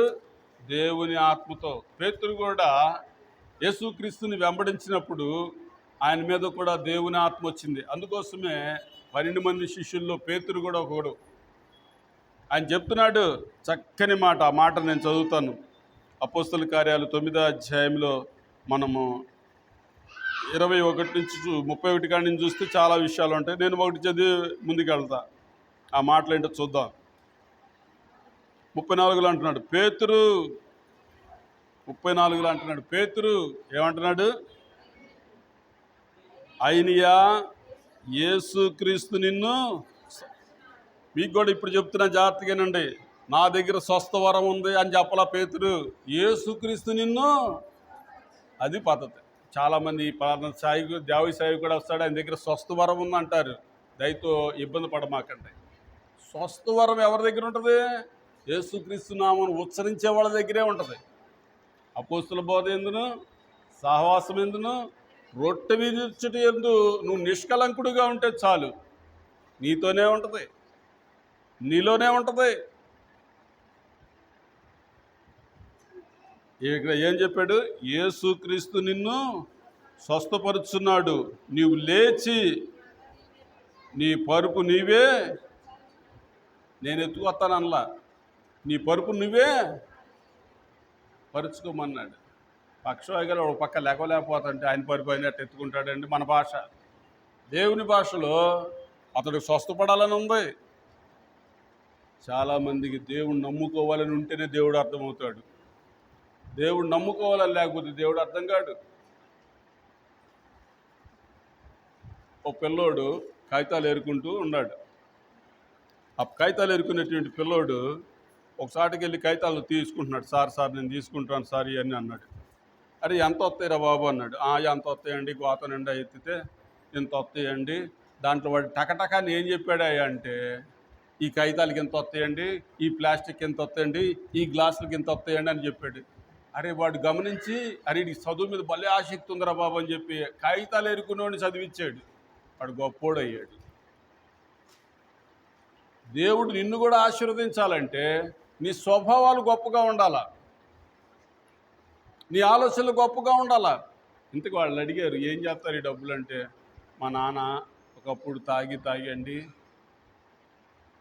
ఒళ్ళంతా పాడు చేసుకున్నాడండి, మా అమ్మ పరిస్థితి అంత మాత్రం అండి, నేనేదో చేదోడు అదోడుగా ఉండి డబ్బులన్నీ మా అమ్మకి ఇస్తానండి అన్నాడు. ఇవన్నోళ్ళు తాగుబోతోడు పెట్టుబడి పెట్టాడు ఆ పిల్లోడికి. నువ్వు ఏరుకోవటం ఏమో కానీ అది తాగితే నా పరిస్థితి కూడా అంతే కావాలి, రేపొద్దు నా పిల్ల అడుక్కు తినాలి కావాలని చెప్పి ఆడు తాగి స్వస్తి చెప్పేసి పిల్లోడిని చదివించాడు. దేవుడు అద్భుతాలు ఎట్టుంటే మనకు తెలియదు. అందుకోసమే నా విమోచకుడు సజీవుడు, ఆయన లెక్కలేనని అద్భుతాలు చేస్తాడు.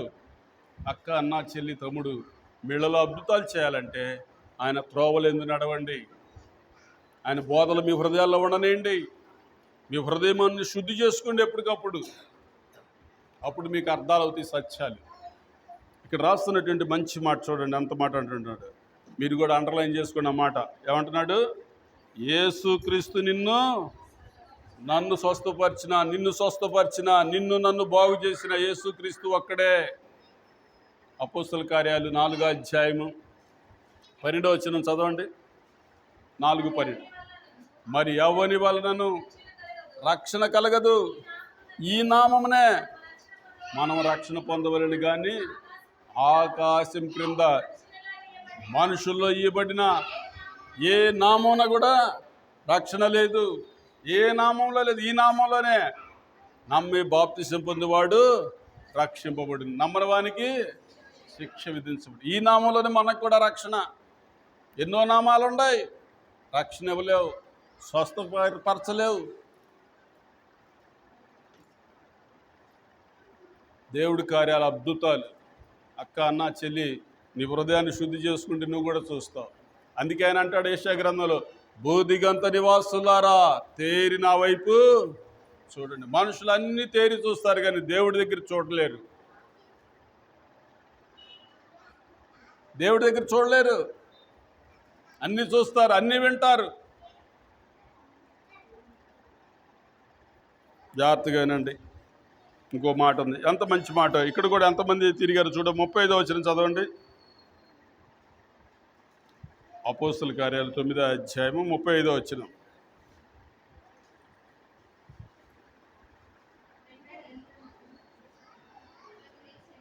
వెంటనే అతడు లేచెను, యుల్దోను షారులోను కాపురమున్న వారందరూ అతన్ని చూచి ప్రభు తట్టు తిరిగిరి.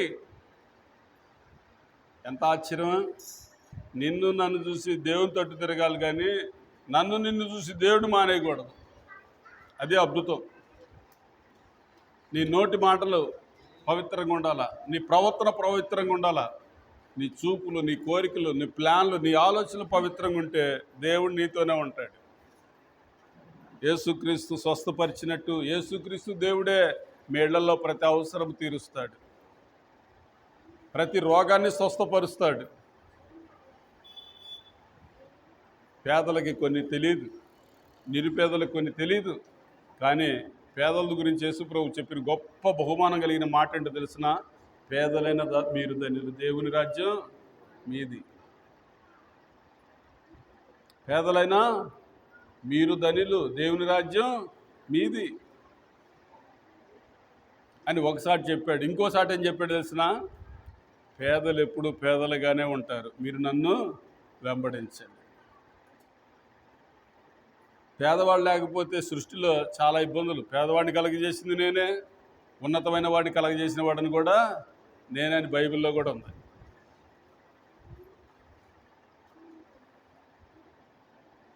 ఇంకో మంచి మాట చెప్తాను, జాగ్రత్తగా వెళ్దాం, ముందుకెళ్దాం.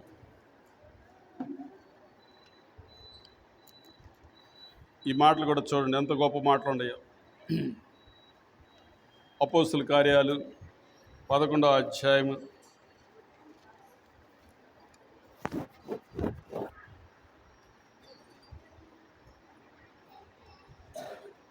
15వ వచనం.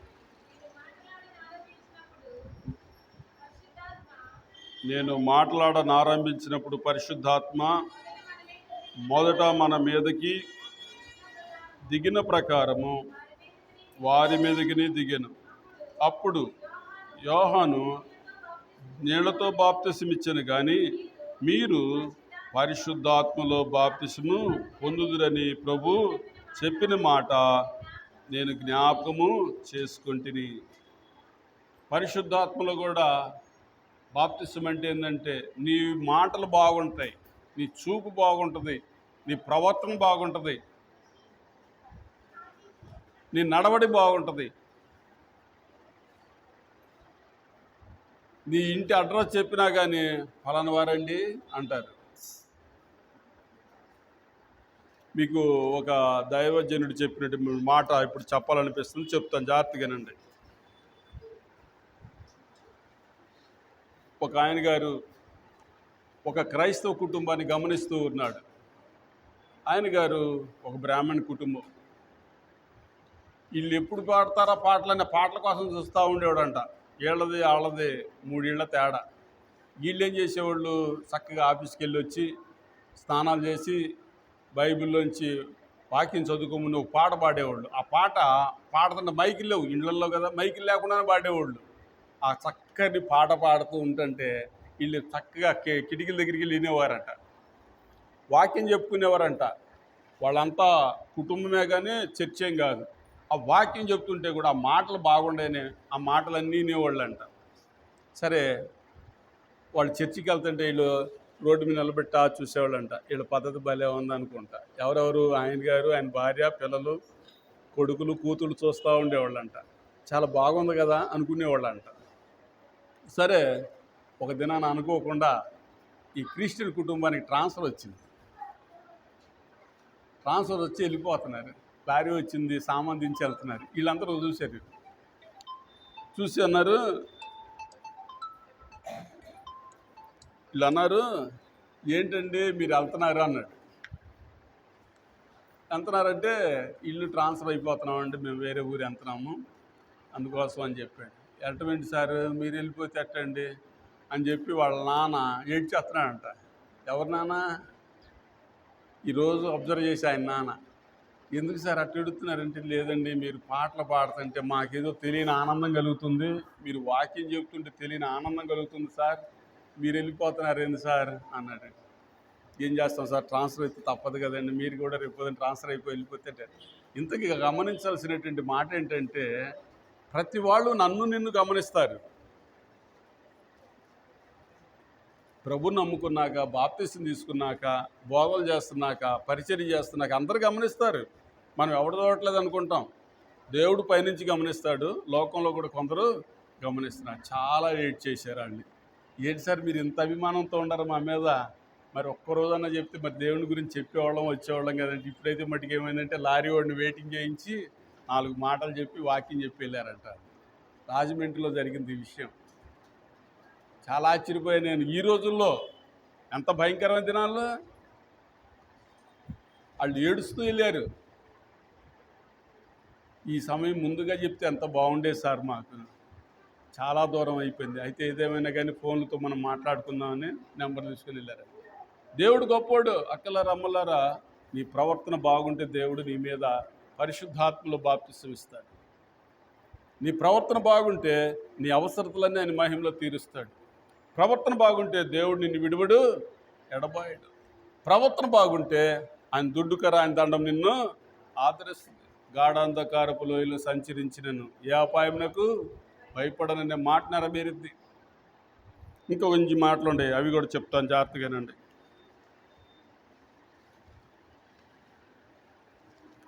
ఈ యొక్క అపోస్తుల కార్యాల్లో మనం అనేకమైనటువంటి అద్భుతమైన మాటలు చూస్తూ ఉంటాం, వింటూ ఉంటాం.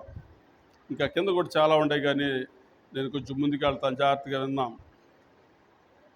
12వ అధ్యాయము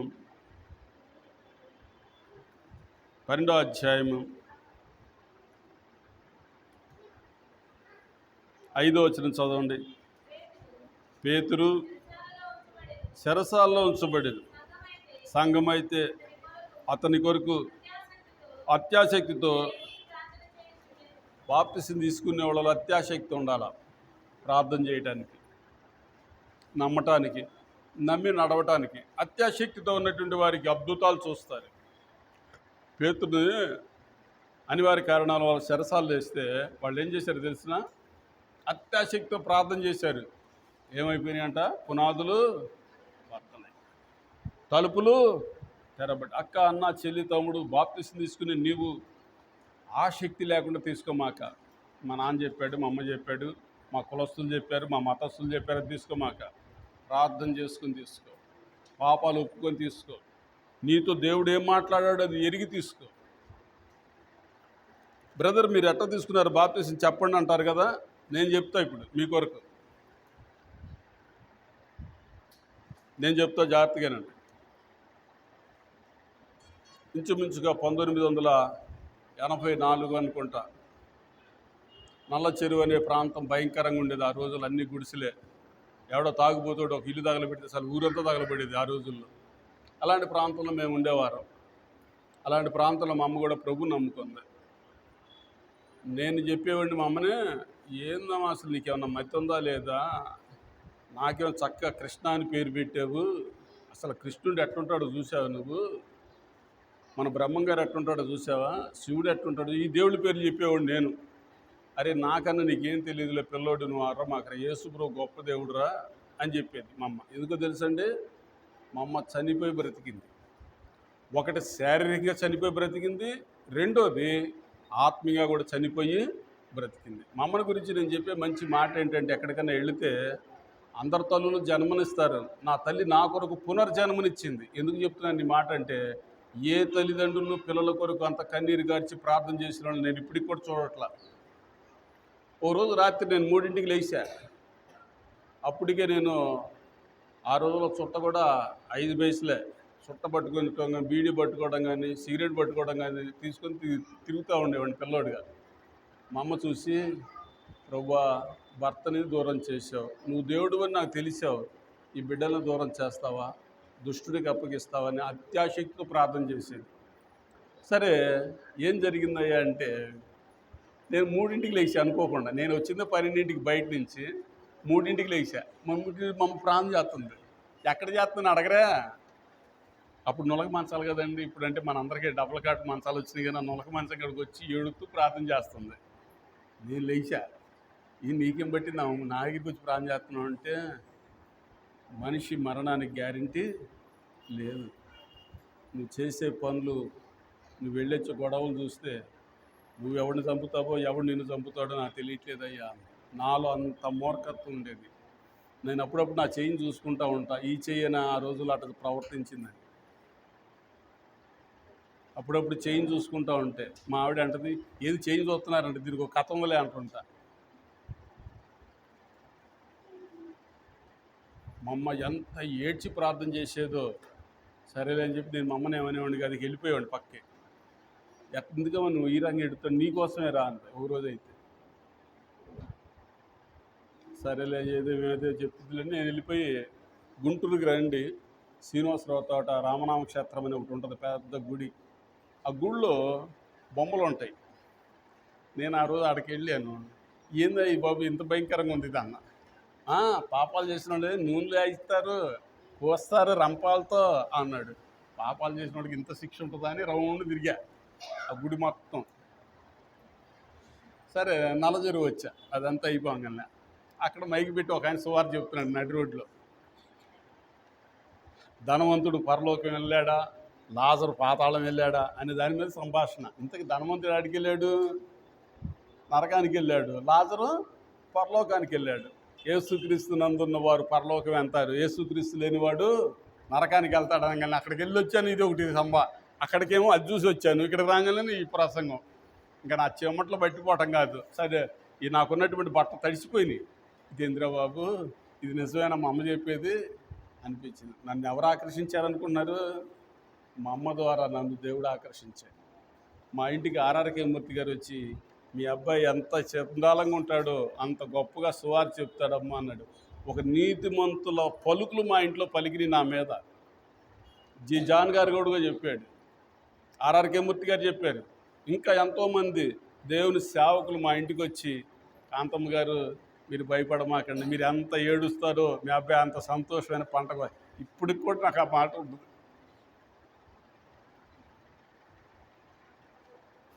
ఏలియా గారని ఆయన గవర్నమెంట్ టీచరు, ఒంగోలు దగ్గర. అక్కడి నుంచి వచ్చి మా అమ్మగారంటే ఎంత ప్రేమ. అమ్మ, నువ్వు ఎంత కష్టపడి పిల్లల్ని బాగు చేసుకున్నావు. ఎవరిచ్చారు రక్షణ? దేవుడు. అప్పుడు నేను బాప్తిసం తీసుకున్నా. నేను తీసుకున్నప్పుడు నిజంగా ఇది అనుభూతి పొందే మీకు చెప్తున్నా. నాలో ఉన్నటువంటి చెడ్డ థింగ్స్ అన్నీ వెళ్ళిపోయినాయి, ఆలోచనలు వెళ్ళిపోయినాయి, మాటలు వెళ్ళిపోయినాయి, ప్రవర్తన వెళ్ళిపోయింది. అప్పుడు నూతన హృదయంతో నేను తీసుకున్నా. నా మటుకు నేనే ప్రార్థన చేసుకున్నా. ఒక నెల చేసుకున్నా, ఒక రోజు కాదు, 2 రోజులు కాదు. ఒక టైం వచ్చింది, వాళ్ళు బాప్తిసాలు ఇస్తున్నారు, నేను తీసుకోవాలా, నేను చేసుకోవాలని చెప్పి బైబిల్ చదవడం మొదలుపెట్టా. అప్పుడు తీసుకున్నా. అమ్మ, నేను బాప్తిసం తీసుకుంటా ఉంటే, మనం చెప్పాల్సిందిరా అంది. దేవుడు నాకు ఎప్పుడు చెప్తే అప్పుడే కానీ అంటే, అప్పుడు తర్వాత మళ్ళీ నెక్స్ట్ మీటింగ్లో నాకు బాప్తిసం ఇచ్చారు. వాళ్ళు కూడా మన హెబ్రోన్ సహవాసం నుంచి ఇడిపోయి ఇండివిజువల్గా చేసుకున్నారు విజయవాడ వాళ్ళ. ఎందుకు చెప్తున్నానంటే, బాప్తిసాలు తీసుకోవటం అంటే మా అన్న చెప్పాడు, మా అక్క చెప్పింది, మా చెల్లి చెప్పాడు, మా నాన్న చెప్పాడు తీసుకోమాకండి. మార్పు కలగాల, మారు మనసు కలగాల, నీ పాపాలను బట్టి నువ్వు పశ్చాత్తాపడాల. ఇక్కడ ఏం చేశారు? అత్యాశక్తితో ప్రార్థన చేస్తే ఏం కలిగినాయి? పేతురు చెరసాల బద్దలైపోయింది. నువ్వు అత్యాశక్తితో ప్రార్థన చేసుకుంటే పాత జీవితం బద్దలైపోవాలా, నూతన జీవితం రావాలి. ఆ ఏలియా గారు గవర్నమెంట్ టీచర్. ఏలియా గారు ఎంత ఆనందంగా వచ్చేవాడంటే, చిన్న మీటింగ్ పెడితే ఆ ఒంగోలు నుంచి వచ్చేవాడు. కాంతమ్మ గారి ఇంటి దగ్గర నేను వస్తున్నాయి బాబు అనేవాడు. మీరు ఎందుకు లేని అంత దూరం నుంచి అంటే, భలేవాడు అలాంటి వాళ్ళ ఇళ్లలోనే మనం పరిచర్య చేస్తే మన పరిచర్య దేవుడు జ్ఞాపకం చేసుకుంటాడని అంత శక్తితో వచ్చేవాడు. ప్రార్థన అయిపోగానే మళ్ళీ రాత్రి వెళ్ళిపోయేవాడు. ఆయన టీచరు, ఆయన పొలం ఉంది వారికి. ఆ పొలంలో అందరికీ పందుకొక్కులు పడి, ఆ ఎలుకలు పడి పంట పాడు చేస్తుంది. ఆయనది వరి. ప్రభువా, నేను నీ పని చేస్తున్నా, నువ్వు నాకేం దేవుడివి, నాకేం కాపరివి, నాకేం రక్షకుడివి. మరి ఇక్కడేమో చాలామందికి మరి వారి వారి సామర్థ్యం గురించి చేస్తున్నాడు, నన్ను ఎవరు జ్ఞాపకం చేసుకోవట్లా. ఏలే అలాంటి పేరు పెట్టి ఇచ్చావు నాకు, నా పొలం మటుకి దెబ్బ ఇన్ని బస్తాలు రావాలని అనుకున్నాడంట. దాని మీద ఇంకొక బస్తా ఎక్స్ట్రా వచ్చింది ఆయనకి. మనం డబ్బు ఉందని, చదువు ఉందని, ఉద్యోగాలు ఉన్నాయని కదండి, ఆసక్తి ఉండాలి అంతే. ఆ ఏలియా గారి సాక్ష్యం ఎంత అద్భుతమైందో ఆ రోజుల్లో. అక్కడి నుంచి ఒడ్లు పంపించి ఇక్కడ మరైపించి మీ అందరికి భక్తులకి మీటింగ్ పెట్టి భోజనాలు పెట్టాడు. ఎవరు చేసే కార్యం అది? ఆయన ఆసక్తి తగ్గల. ఆయన అప్పటికే రిటైర్డ్ స్టేజ్కి వచ్చాడు. విశ్వాసం తగ్గల, సువార్త చేయాలని ఆసక్తి తగ్గల. మీకు ఆసక్తి తగ్గకూడదు.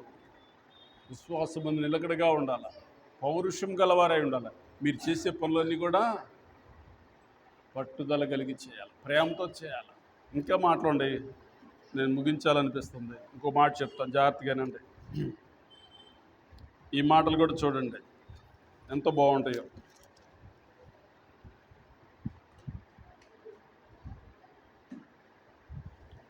అపోస్తల కార్యాలు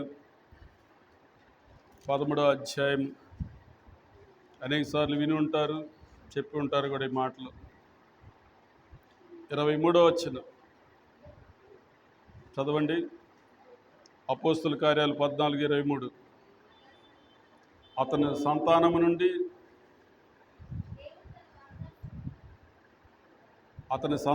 నుండి దేవుడు తన వాగ్దానం చొప్పున ఇజ్రాయేలు కొరకు రక్షకుడు యేసును పుట్టించెను.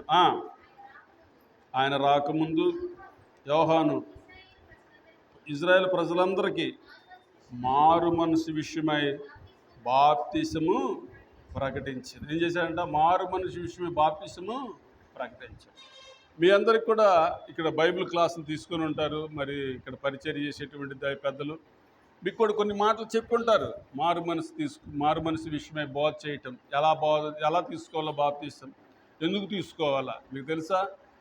యేసుక్రీస్తులో బాప్తిసం తీసుకోవటం, ఈ భూలోకంలో ఉన్నటువంటి మనం ఒక స్టెప్పు పాపం నుండి విడిపించబడి అపోస్తల బోధ ఎందును, సహవాసం ఎందును, రొట్టె విరుచుటి ఎందును ఎడతెగక ఉండటానికి గుర్తు. రెండోది, మన శరీర దేహం ఈ భూమి మీద విడిచిపెడితే పరలోకానికి క్షేమంగా వెళ్ళటానికి అది మార్గం. ఎందుకోసమే మనందరూ బాప్తిసాలు తీసుకునేది అందుకే. నేనైనా, మీరైనా, ఇంకొకళ్ళైనా తీసుకునేది అందుకే. కొంతమందికి హిందువుల్లో ఒక ఆచారం ఉంటుంది, మీకు తెలిసే ఉంటుంది, జంజాలు వేస్తారు. అది ఒక గుర్తు, ఒక నిబంధన. జంజం వేసినోడికి కూడా ఒక నిబంధన ఉంటుంది, మనకు కూడా ఒక నిబంధన. బాప్తిసం తీసుకుంటే దేనికి నిబంధన? అపోస్తుల బోధ ఎందును, సహవాసం ఎందును, రొట్టె విరుచుటి ఎందును ఎలా ఉండాలంట? ఎడతెగక ఉండాలి. ప్రార్థనలో ఆసక్తితో ఉండాలి, విశ్వాసంలో ఆసక్తితో ఉండాలి. ఆ విశ్వాసమే నీ కుటుంబాన్ని వర్ధిలింప చేసిద్ది. బైబిల్లో రాయబడి ఉంది, మొదట నీ స్థితి కొద్దిగాను నిన్ను తుదకు మహాభివృద్ధి చెందుతావు. అక్క, అన్న, చెల్లి, తమ్ముడు, నువ్వు మహాభివృద్ధి చెందాలంటే నీ విశ్వాసమే, నీ నీతే. అందుకే అంటాడు, నా నీతిని, నా రాజ్యాన్ని మొదట మీరు వెతకండి. నీ నీతి, నీ రాజ్యమే మొదట వెతికితే ఆయన రాజ్యానికి వెళతావు. మర్చిపోవద్దు, ఎవరు కూడా అటు తిరగద్దు. దేవుని దృష్టిలో మీ ఆలోచనలు ఉంచండి. దేవుడు దృష్టి నుంచి మీకు సహాయం చేస్తాడు. మీ పిల్లల మీదకి మరణాలు రావు, మీ భర్తల మీదకి మరణాలు రావు, మీ భార్యల మీదకి మరణాలు రావు. ఆయన రాజ్యాన్ని గురించి ఎప్పుడూ ఆలోచన కలిగి ఉండండి. మళ్ళా చదవండి, మత్తయి సువార్త 3వ అధ్యాయంలో, పరలోక రాజ్యము సమీపించి ఉన్నది, మారు మనసు పొందింది. ఆయన రాజ్యం సమీపంగా ఉంది. మారు మనసు ఉన్నోళ్ళే ఆడికి వెళ్తారు, హృదయ శుద్ధి కలిగి ఉన్నోళ్ళే ఆడికి వెళ్తారు, నీతి కలిగిన వాళ్ళే ఆడికి వెళ్తారు, దేవుడి మాట విన్నోళ్ళే ఆడికి వెళ్తారు, దేవుని మాట వినని వాళ్ళు వెళ్ళరు.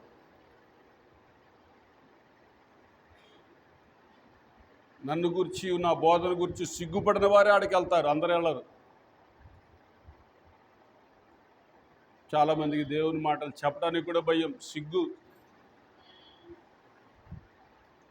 దేవుణ్ణి నమ్ముకున్నానని చెప్పడానికి భయం,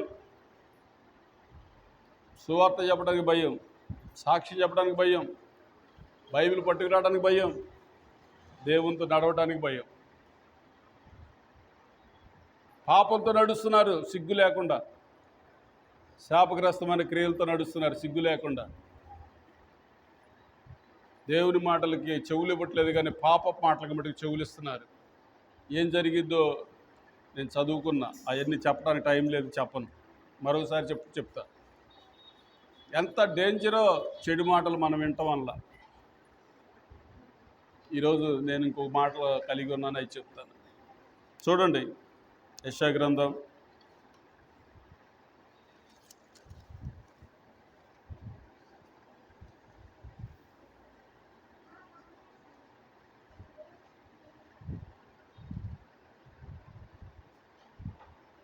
ఈ మాట చెప్పే ముందు, యెషయా గ్రంథానికి ముందుకు ఇంకొక మాట చెప్పి నేను వెళ్తానండి.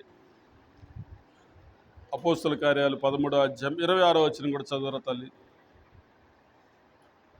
26వ వచనం. సహోదరులారా, అబ్రహాము వంశస్థులారా, దేవునికి భయపడి వారులారా, ఈ రక్షణ వాక్యము మన యొద్దకు పంపబడి ఉంది. ఏ వాక్యం అంటే ఇది? రక్షణ వాక్యం. దేవుడు పైనుంచి మనకిచ్చాడు. ఇది రక్షణ వాక్యం. జాగ్రత్త.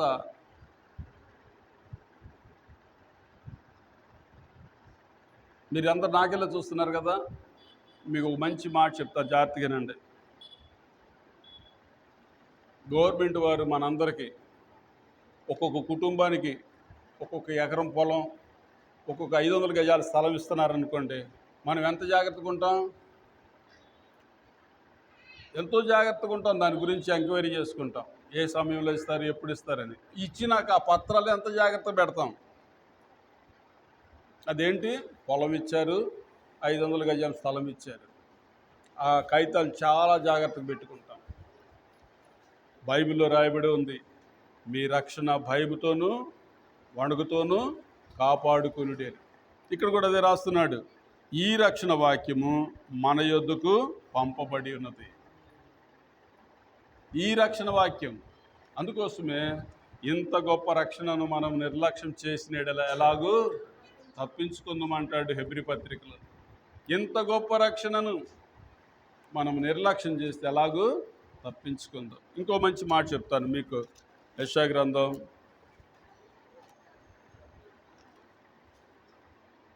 అనేక సార్లు మీరు చదివి ఉంటారు, వినుంటారు, మీకు కూడా వాక్యాల్లో చెప్పుకుంటారండి. ఈ మాటలు మీరు కూడా గమనించండి, ఎంత మంచి మాటలు ఉన్నాయో. యెషయా గ్రంథంలో 58వ అధ్యాయం 14 వచనాలు ఉంటాయి. ఈ మాటల్లో కొన్ని మాటలు ఉంటాయి, మీకు బాగా గమనించండి, వినండి. ఇలాగా మనుషులు ఈ విధంగా ఉంటుంటారు. ఎలాగుంటారో చూద్దాం.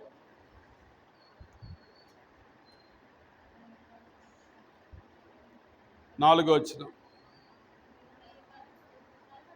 58:4 యెషయా గ్రంథం చదవండి. మీరు కలహపడుచు, మీరు కలబరపడుచు, వివాదము చేయొచ్చు, అన్యాయంగా గుద్దులాడుచు. కొంతమంది ఉపవాసం ఇలా ఉంటారంట, అన్యాయంగా గుద్దులాడుతూ ఉంటారంట. ఇంకా ఏం చేస్తారంట? అన్యాయం చేస్తూ ఉంటారంట. అన్యాయంగా కూడా మనం ఉండకూడదు, అన్యాయ క్రియలు విడిచిపెట్టాల. ఇంకా రాస్తున్నటువంటి మంచి మాటలు కూడా ఉండే, చూడండి. 5వ వచనం, అట్టి ఉపవాసం నాకు అనుకూలమా? మనుషుడు తన ప్రాణమును పరుచుకొనవలసిన దినం అట్టిదేనా? బాధపరుచుకోవలసిన దినం అట్టిదా? కాదు. చాలామంది ఉపవాస దినాలు ప్రకటన చేస్తారు. ప్రకటన చేస్తే, నేను నిన్న ఒక సాటికి వెళ్ళా, ఏం కుడికండి అన్న, ఉపవాస కుడికండి అన్నాడు. ఇంకో పక్కనేమో ఏం పెట్టాలని వాళ్ళు ప్లాన్ చేస్తున్నారు. ఇంతకీ దృష్టి ఎంత ఎటు వచ్చింది చెప్పండి? దృష్టి అంతా ఎటు వచ్చిద్దమ్మా? తిండి మీదకే వచ్చింది. ఉపవాసం మీదకి రాదు. ఉపవాస దినం ప్రకటించేటువంటి వారులారా, మీకు తెలుసో లేదో, ఉపవాస దినాలు మనం ముందు దేవుడి దగ్గర కరెక్ట్గా నిలబడి ఉపవాసాలు చేయాలి. మనం కరెక్ట్గా నిలబడకుండా ఉపవాసాలు చేస్తే న్యాయమా? న్యాయం కాదు. మనం కరెక్ట్గా నిలబడాలా. అంటే ఏంటి? విసుకువద్దు, అన్యాయంగా ఉండొద్దు. మనం దేవుడి దగ్గర అన్యాయంగా ప్రవర్తిస్తుంటాం, విసుకుతూ ఉంటాం. దేవుడి దగ్గరికి వచ్చి విసిగేవాళ్ళు లేరు, అన్యాయంగా మాట్లాడేవాళ్ళు లేరు. నువ్వు కరెక్ట్గా ఉంటే మాట్లాడచ్చు. సరే, ఫర్ ఎగ్జాంపుల్ మీ అందరికీ అర్థమయ్యేటట్టు చెప్తాను, వినండి. నేనేం చేశానంటే బంగారం బిస్కెట్ తెచ్చి ఇచ్చా. అమ్మా, ఇది మార్కెట్లో 5 లక్షలు, నేను మీకు 3 లక్షలకి ఇస్తానంటే మీరేం చేశారు? అబ్బా, ఎంత మంచోడు, 2 లక్షల లాభంలో ఇస్తున్నాడని మీరు తీసుకుంటున్నారు. దాంట్లో న్యాయం ఉందో అన్యాయం ఉందో పరిశీలించుకోవాల్సింది ఎవరిది? నాదే మీదే? మిమ్మల్ని మీరు పరీక్షించుకోవాలి. బాప్తీసం తీసుకోవాలన్నా కూడా అంతే. మోసపరిచే మాటలు భూమి మీద చాలా ఉన్నాయి. మోసపరిచి మనల్ని కూడా దేవుని రాజ్యానికి వెళ్ళకుండా పాతాళాన్ని తీసుకెళ్ళే బోధలు కూడా ఉన్నాయి. అందుకే ఇక్కడ ఒక మంచి మాట చెప్పాడు, చూడండి. ఆ మాటలు కూడా వినండి. ఈ యొక్క 14 వచనాలు మీరు చదువుకోండి బాగా. 13వ వచనం చదువురా, నేను ముగించేస్తున్నా. నా విశ్రాంతి దినమున వ్యాపారం చేయకుండా నాకు ప్రతిష్ఠితమైన దినమున నీవు ఊరకుండిన యెడల విశ్రాంతి దినము మనోహరమైనదనియు యెహోవాకు ప్రతిష్ఠిత దినమనియు ఘనమైనదనియు అనుకొని దాన్ని ఘనముగా ఆచరించిన యెడల నీకు ఇష్టమైన పనులు చేయకయు వ్యాపారము చేయకయు లోకవార్తలు చెప్పుకొనకయు ఉండిన యెడల నీవు యెహోవా యందు ఆనందించెదవు. దేశం యొక్క ఉన్నత స్థలముల మీద నేను నిన్ను ఎక్కించెదను. నీ తండ్రి అయిన యాకోబు స్వాస్థ్యము నీవు అనుభవించెదవు. యెహోవా సెలవిచ్చిన వాక్కు ఇదే. బాగా గమనించండి. చాలామందికి ఆనందం కొదువైపోతుంటుంది. ఎందుకో తెలుసా మీ అందరికీ? ఈరోజు ఈ మాట చెప్తాను, వినండి. వింటున్నారు కదా? ఎగ్జామ్ రాయడానికి వెళ్ళే అబ్బాయికి సినిమాలు, సీరియల్స్, లేకపోతే బుక్స్, పేపర్లు ఆడ పెడితే ఇవి చూస్తే వాడు ఎగ్జామ్ బాగా రాస్తాడా? లోకవార్తలు చెప్పుకునే వాళ్ళలో విశ్వాసం ఉంటుందా? లోకవార్తలు చెప్పుకునే వాళ్ళలో విశ్వాసం ఉంటుందా? సేవా భారం ఉన్న వాళ్ళల్లో లోకవార్తలు చెప్పరు, వినరు, చెయ్యరు, వాళ్ళతో సాహసం కూడా చేయరు. ఈ రోజుల్లో చాలామంది కూడా లోకవార్తలతోనే సేవ చేస్తున్నారు. లోకవార్తలు, వాడట్ట, ఈడిట్ట, నువ్వెట్ట, వాడిది ఈడిది చెప్తావు, నీకు చెప్పుకుంటా.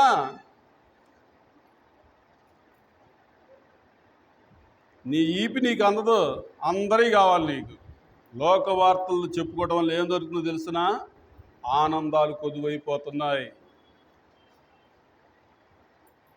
నేను మొన్న ఒక 100 మంది మనుషుల మధ్య నీ మాట మాట్లాడాల్సి వచ్చింది. అందుకే మీకు కూడా చెప్తున్నా, వినండి, నిద్రపోమాకండి. అన్ని వార్తలు వింటావు, యేసు వార్త జాగ్రత్తగా విను. యేసు ఏం చెప్పాడో అది చెయ్యి. కానాను వివాహ విషయంలో ఆయన మీతో చెప్పినది చేయుడంటే చేస్తే జరిగింది అద్భుతం. అక్క, అన్న, చెల్లి, దుర్దినాలు, చెడుకాలం, పాపం పెరిగిపోతుంది, దుష్టత్వం పెరిగిపోతుంది, అందరిళ్ళ మీదకి మరణాలు వస్తున్నాయి. ఇలాంటి దినాల్లో నువ్వు ఏం చేయాలా? లోకవార్తలు మానేసి దేవుడి వార్తలు చదవాలి, దేవుని వాక్యం చదవాలి, దేవుని వాక్యం వినాలా, దేవుని చిత్తానుసారంగా బ్రతకాల, మారు మనసు తగిన ఫలాలు ఫలించాలి. విశ్వాసమునకు కర్త దాన్ని కొనసాగించువాడిని యేసు వైపు నడుస్తూ ముందుకెళ్ళాలి. నిన్ను గురించి నీ అంతరాత్మ చెడు చెప్పకూడదు, అది గొప్ప వార్త. నన్ను గురించి నా అంతరాత్మ చెడు చెప్పకూడదు, అది గొప్ప వార్త.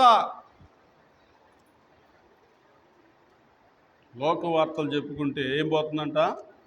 ఆనందాలు ఉండవు. ఇక్కడ అంటున్నాడు, నువ్వు ఆనందించేదవు. ఈ రోజుల్లో చాలామంది ఆనందాలే కరువైపోయినాయి, సమాధానాలు కొదువైపోతున్నాయి. నేను మీకు ఇంకో మాట కూడా చూపిస్తా. ఆమోస్ గ్రంథం ఆమోస్ గ్రంథం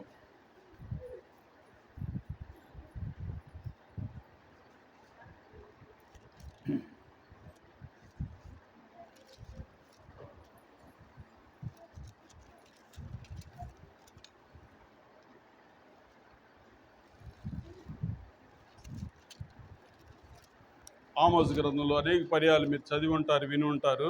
ఈ మాటలు కూడా చూడండి ఎట్లుంటాయో.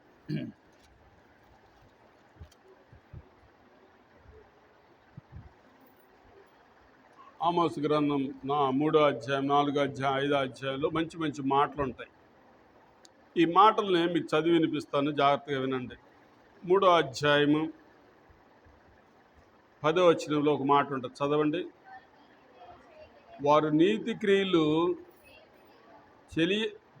తెలియక తమ నగరంలో బలత్కారము చేతను దోషము చేతను సొమ్ము సమకూర్చుకొందురు. బాగానండి, చాలు. వారు నీతి క్రియలు తెలియక తమ నగరములలో బలత్కారము చేతను దోపుడు చేతను సొమ్ము సమకూర్చుకుంటారు. నెమ్మది ఆడుంటుంది. న్యాయం చేయరా బాబు అంటే అన్యాయంగా సమకూరుస్తారు కొన్ని పనులు. మాకు దేవుడు ఎంత అన్యాయం చేశాడో అంటుంటారు కొంతమంది. అయితే దేవుడు అన్యాయం చేస్తాడా? నీ క్రియలే నిన్ను అన్యాయం చేస్తాయా? ఎవరి క్రియలు వాళ్ళకి అన్యాయం చేస్తాయి. దేవుడి క్రియలు ఎప్పుడు అన్యాయం చెయ్యవు. ఆయన ప్రియకుమారుని భూలోకానికి పంపించి మన కొరకు ప్రాణం పెట్టడానికి ఇష్టపడ్డాడు ఆయన. ఇంకో మంచి మాట ఉంటుంది, అది కూడా చూద్దాం.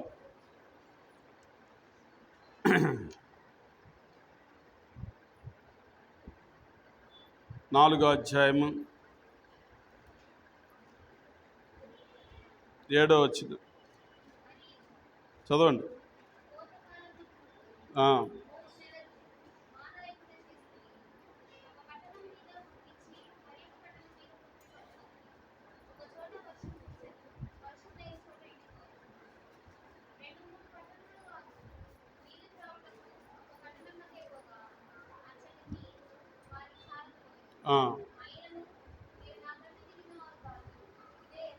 చూసారండి, నా పక్కన బస్సులో ఒక ఆయన కూర్చున్నాడు. ఆయన అంటున్నాడు, నేను లింగంపల్లిలో పొద్దున్నే బస్సు ఎక్కాను సారు, ఇక్కడికి వచ్చేటప్పటికి చాలా టైం అయిపోయింది, టిఫిన్ కూడా చేయలేదు, ఎప్పటికి వెళ్ళిద్దే బస్సు అంటున్నాడు. ఏడికి వెళ్ళాలి మీరు అన్న? నిజాంపట్నం వెళ్ళాలండి, ఇదైతే వెళ్ళిపోద్ది. రేపల్లి కోసం వచ్చాను, రేపల్లి బస్సు ఉంటుందని మిస్ అయిపోయాను అన్నాడు. మీకు బాగా గమనించాను. ఆయన అంటున్నాడు, అక్కడ బాగా వర్షం ఉందండి, ఇక్కడ వర్షం లేదని అన్నాడు. మా అమ్మాయి పొద్దున్నే ఫోన్ చేసింది, డాడీ ఆడికి ఎంత నరిపినంటే ఇక్కడ ఎంతనా అమ్మ అన్న.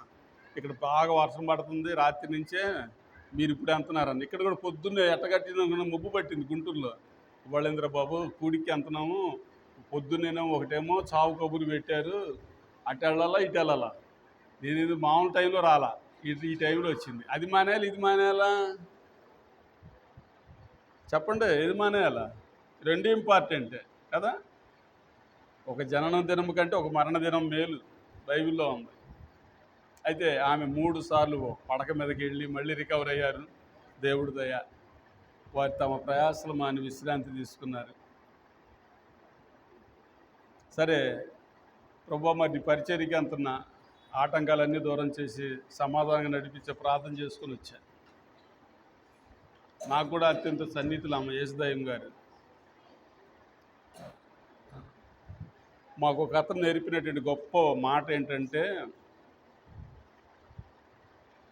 చావు వార్తలు వచ్చినా ఆడ ఎవరు లేకపోతే వెళ్ళి, కానీ ఎవరిని ఉంటే నీకు అప్పగించిన దాన్ని బట్టి నువ్వు వెనక వాయిదా అయ్యి మాకు. ఇక్కడికి నీ మీద ఆసక్తితో ఉంటారు, అక్కడ కార్యక్రమాలు చేసేవాళ్ళు అక్కడ ఉంటారు. లేకపోతే వెళ్ళు, ఉంటే మటుకు ఇక్కడికి వెళ్ళు. ఆ మాట గుర్తు పెట్టుకొని వచ్చా, లేకపోతే నేను వాళ్ళ సెలవు పెట్టేవాడిని మీకు. ఇది మళ్ళీ రాదుగా, వచ్చిద్దా? అది రాదు, మళ్ళీ అది రాదు, ఇది రాదు. కానీ ఆమెను అన్నిసార్లు పలకరించాం. ఒకసారి పలకరించి ఆమె చెప్పింది, అయ్యా మీ అందరు ప్రార్థన వల్లే బతికి బట్టగట్టానయ్యా అందరు. ఎందుకు ఇన్ని టయాలు? 3 టయాలు 4 టయాలు ఆమెకు రికవర్ అయింది.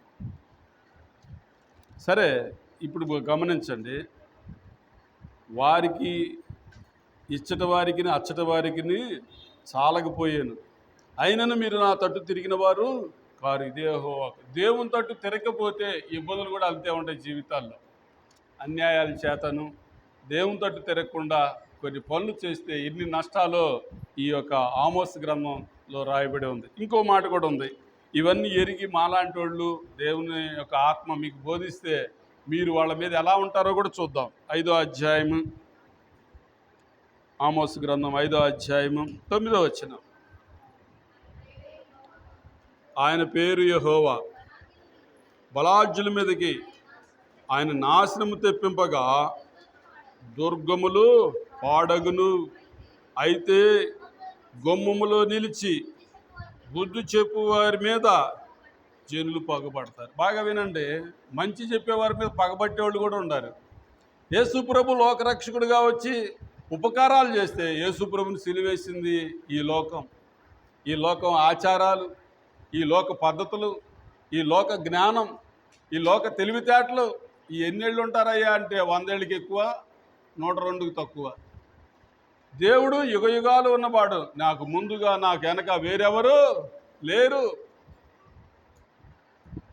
ఆది అంతము నేనే. నేను మొదటి వాడను, కడపటి వాడను, జీవించువాడను, మృతుడనైతిని కానీ ఇంకో యుగ యుగములు సజీవుడైన వాడను అని ఆయన చెప్పాడు. అలాంటి ఆయన మీద పగబట్టింది ఈ లోకం.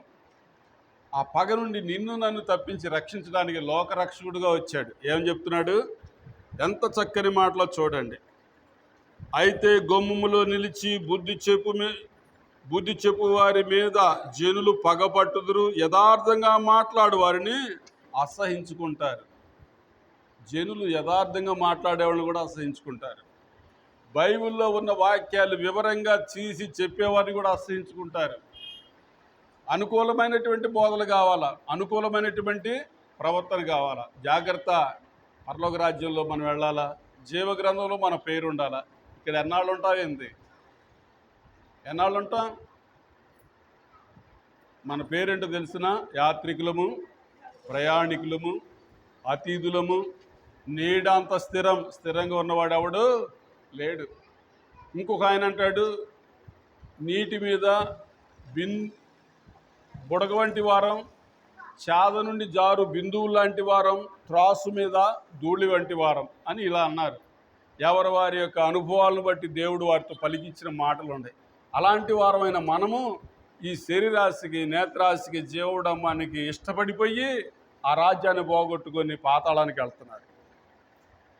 యేసయ్య మానవ కోటిలు అందరినీ ప్రేమించి ఆకర్షించి చిన్న చిన్న మందిరాలు కట్టి అందరినీ పిలుస్తుంది. ఎందుకు అనుకున్నారు? పరలోక రాజ్యం ఇవ్వడానికి.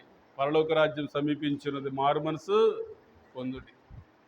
ఇంకో మాట ఉంది, అది కూడా చెప్పి నేను ముందుకు వెళ్తా.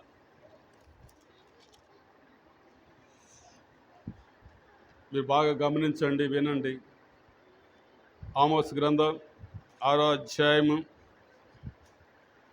ఆమోస్ గ్రంథం 6వ అధ్యాయము 11వ వచనం చదవండి అందరూ. తీసిన వాళ్ళందరూ చదవండి.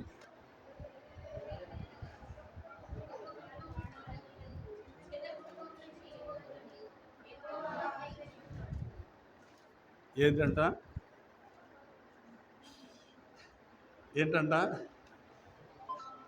మనం అనుకుంటుంటాం, మాకంటే మీరు గొప్పోళ్ళే అయ్యా, మీకేం పర్వాలేదు అని. ఇక్కడ రాస్తున్నాడు, ఏలయనగా గొప్ప కుటుంబములు పాడగుననియు చిన్న కుటుంబములు చీలిపోవుననియు యెహోవా ఆజ్ఞించుచున్నాడు. నిన్ను సేవింపనలని జనమైనను రాజ్యమైనను నిలువనేరదు, అట్టి జనులు నిర్మూలమగుదురని రాయబడి ఉంది. ఏలయనగా గొప్ప కుటుంబాలు ఏమైపోతాయంట? దేవుని సన్నిధి లేని కుటుంబాలు, దేవుని ఆత్మ లేని కుటుంబాలు, దేవుడితో నడవని కుటుంబాలు ఇలా అయిపోతాయంట. ఏలయనగా గొప్ప కుటుంబములు పాడగుననియు చిన్న కుటుంబములు చీలిపోవుననియు యెహోవా ఆజ్ఞించుచున్నాడు. ఇంకేం చేస్తారు? కింద రాస్తాడు, చాలా మాటలు ఉన్నాయి కానీ నేను చివరి చదువుతా. మీరు వ్యర్థమైన దానిని బట్టి సంతోషించుచు మీరు న్యాయమునకు ఘోరమైన అన్యాయమును నీతి వలన, చదవండి ఆ మాటలు, న్యాయమును ఘోరమైన అన్యాయముగాను నీతి ఫలమును ఘోర దుర్మార్గంగాను మార్చితిరి. ఈ రోజుల్లో అయ్యే దుర్మార్గంగా పనులు చేస్తున్నారు మనుషులు. అందుకే ఆ యెషయా గ్రంథంలో దుర్మార్గులు కట్టిలను కట్లను విప్పుటియు కాడిమాను మేకులు తీయటియు నేను ఏర్పరచుకున్నా ఉపవాసము కదా అంటాడు. దుర్మార్గులు కట్టిన కట్టడంలో మన మనసుల్లో, మన జీవితాల్లో, మన ఆచారాల్లో ఉంది. అందుకోసమే మారు మనసుకు తగిన ఫలాలు రాట్లా. మన కుటుంబాలకు ఉండే కొంత క్షణదశే కానీ సమృద్ధిలోకి రాట్లా. వాక్యాలు వింటున్నాం, చదువుతున్నాం, చూస్తున్నాం, హృదయ శుద్ధి అవ్వట్ల. ఏం చేస్తున్నారంటే అంత భయంకరంగా ఉందో చూడండి. ఆమోస్ గ్రంథం మొత్తం చదవండి ఇంటికాడికి వెళ్ళి, మీకు టైం ఉంటే. ఏమంటాడు? వ్యర్థమైన దానిని బట్టి సంతోషించు మీరు న్యాయమును ఘోరమైన అన్యాయముగాను నీతి ఫలమును ఘోరమైన దుర్మార్గంగాను మార్చితిరి. చాలామంది దుర్మార్గంగా మార్చేస్తున్నారు నీతి ఫలాల్ని. యేసుప్రభు బోధనలు కూడా చాలామంది వాళ్ళు ఇష్టం వచ్చినట్టు చెప్తున్నారు, దేవుని ఆత్మ వచ్చినట్టు చెప్పట్లా. దేవుడి చిత్తానుసారంగా ప్రవర్తించట్లా, నష్టపోతున్నారు. అందుకోసమే చిన్న ఇల్లు ఏమైపోతున్నాయంట? చీలిపోతున్నాయి. గొప్ప ఇల్లు పాడైపోతున్నాయి. మనల్ని, మన కుటుంబాలు బాగుండాలంటే దావీదు కీర్తనలు 28 మొత్తం చదవండి. 128 నేను ముగించేస్తాను. దావీదు కీర్తనలు 128 మొదటి నుంచి చదవండి. ఏమంటున్నాడు? అందరు చదవండి, అందరు తీయండి. ఎంత చక్కని మాటలు రాయబడి ఉన్నాయో. చాలా చక్కని మాటలు అయ్యి మీ అందరికి తెలుసు. అనేక పర్యాలు మీరు చదివి ఉంటారు, విని ఉంటారు. చదవండి.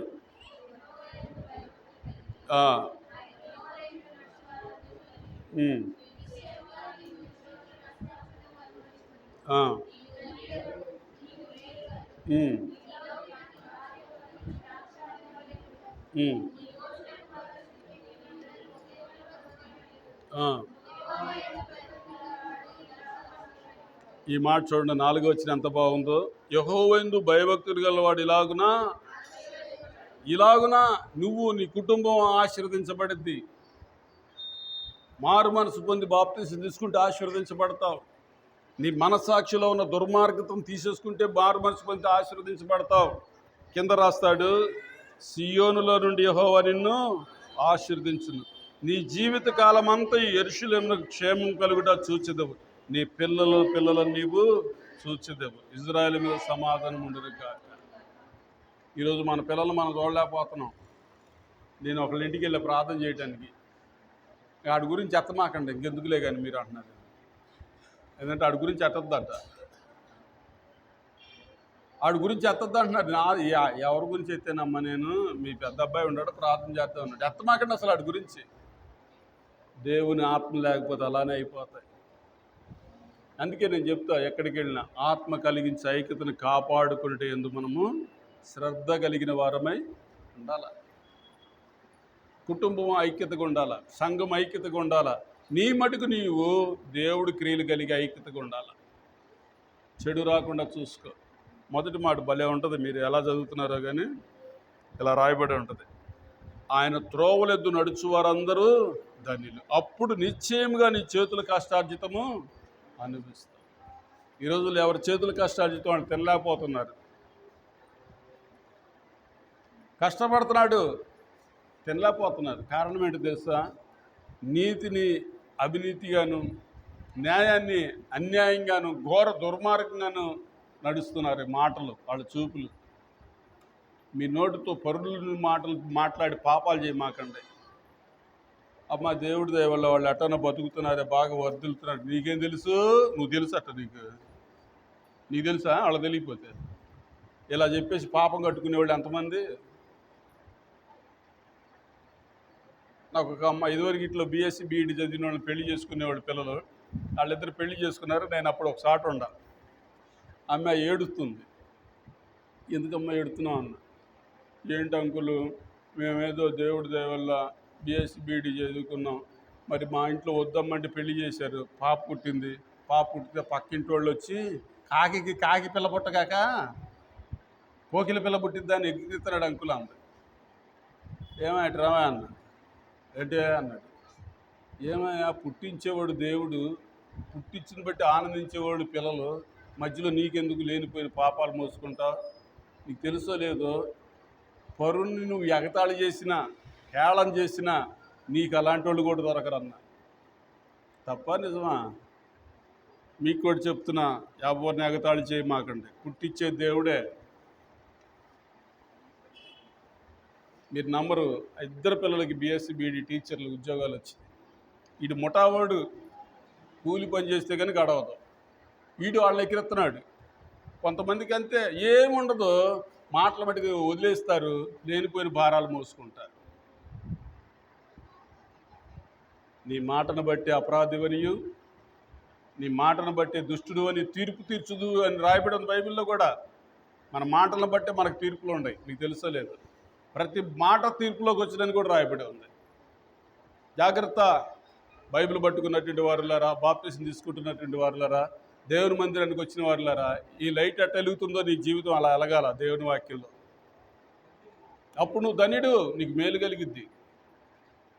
నిశ్చయంగా నీ చేతుల కష్టార్జితం నీవు అనుభవిస్తావు. మీరే కష్టం చేసినా భక్తి కష్టం చేయండి, మీకు మేలు. విశ్వాసంలో కష్టపడండి, మేలు. పరిశుద్ధతలో కష్టపడండి, మేలు. దేవుని తట్టు తిరగండి, మేలు. ఎన్ని మేళ్ళలో మీకు. ప్రార్థన చేసుకుందాం, అందరూ మోకరించండి. ఎవరు కూడా అటు ఇటు తిరగద్దు. బాప్తిసం తీసుకునే వాళ్ళు ఎవరు? బాప్తిసం తీసుకునే వాళ్ళు వచ్చారా రాలేదా? కట్టే వీడియో కట్టే.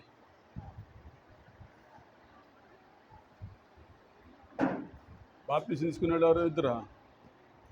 ఇంకొక ఇద్దరు రాలేదా? ఓకే సరే అయితే నేను 2 మాటలు చెప్పి ముగిస్తాను, కట్టేసేయండి.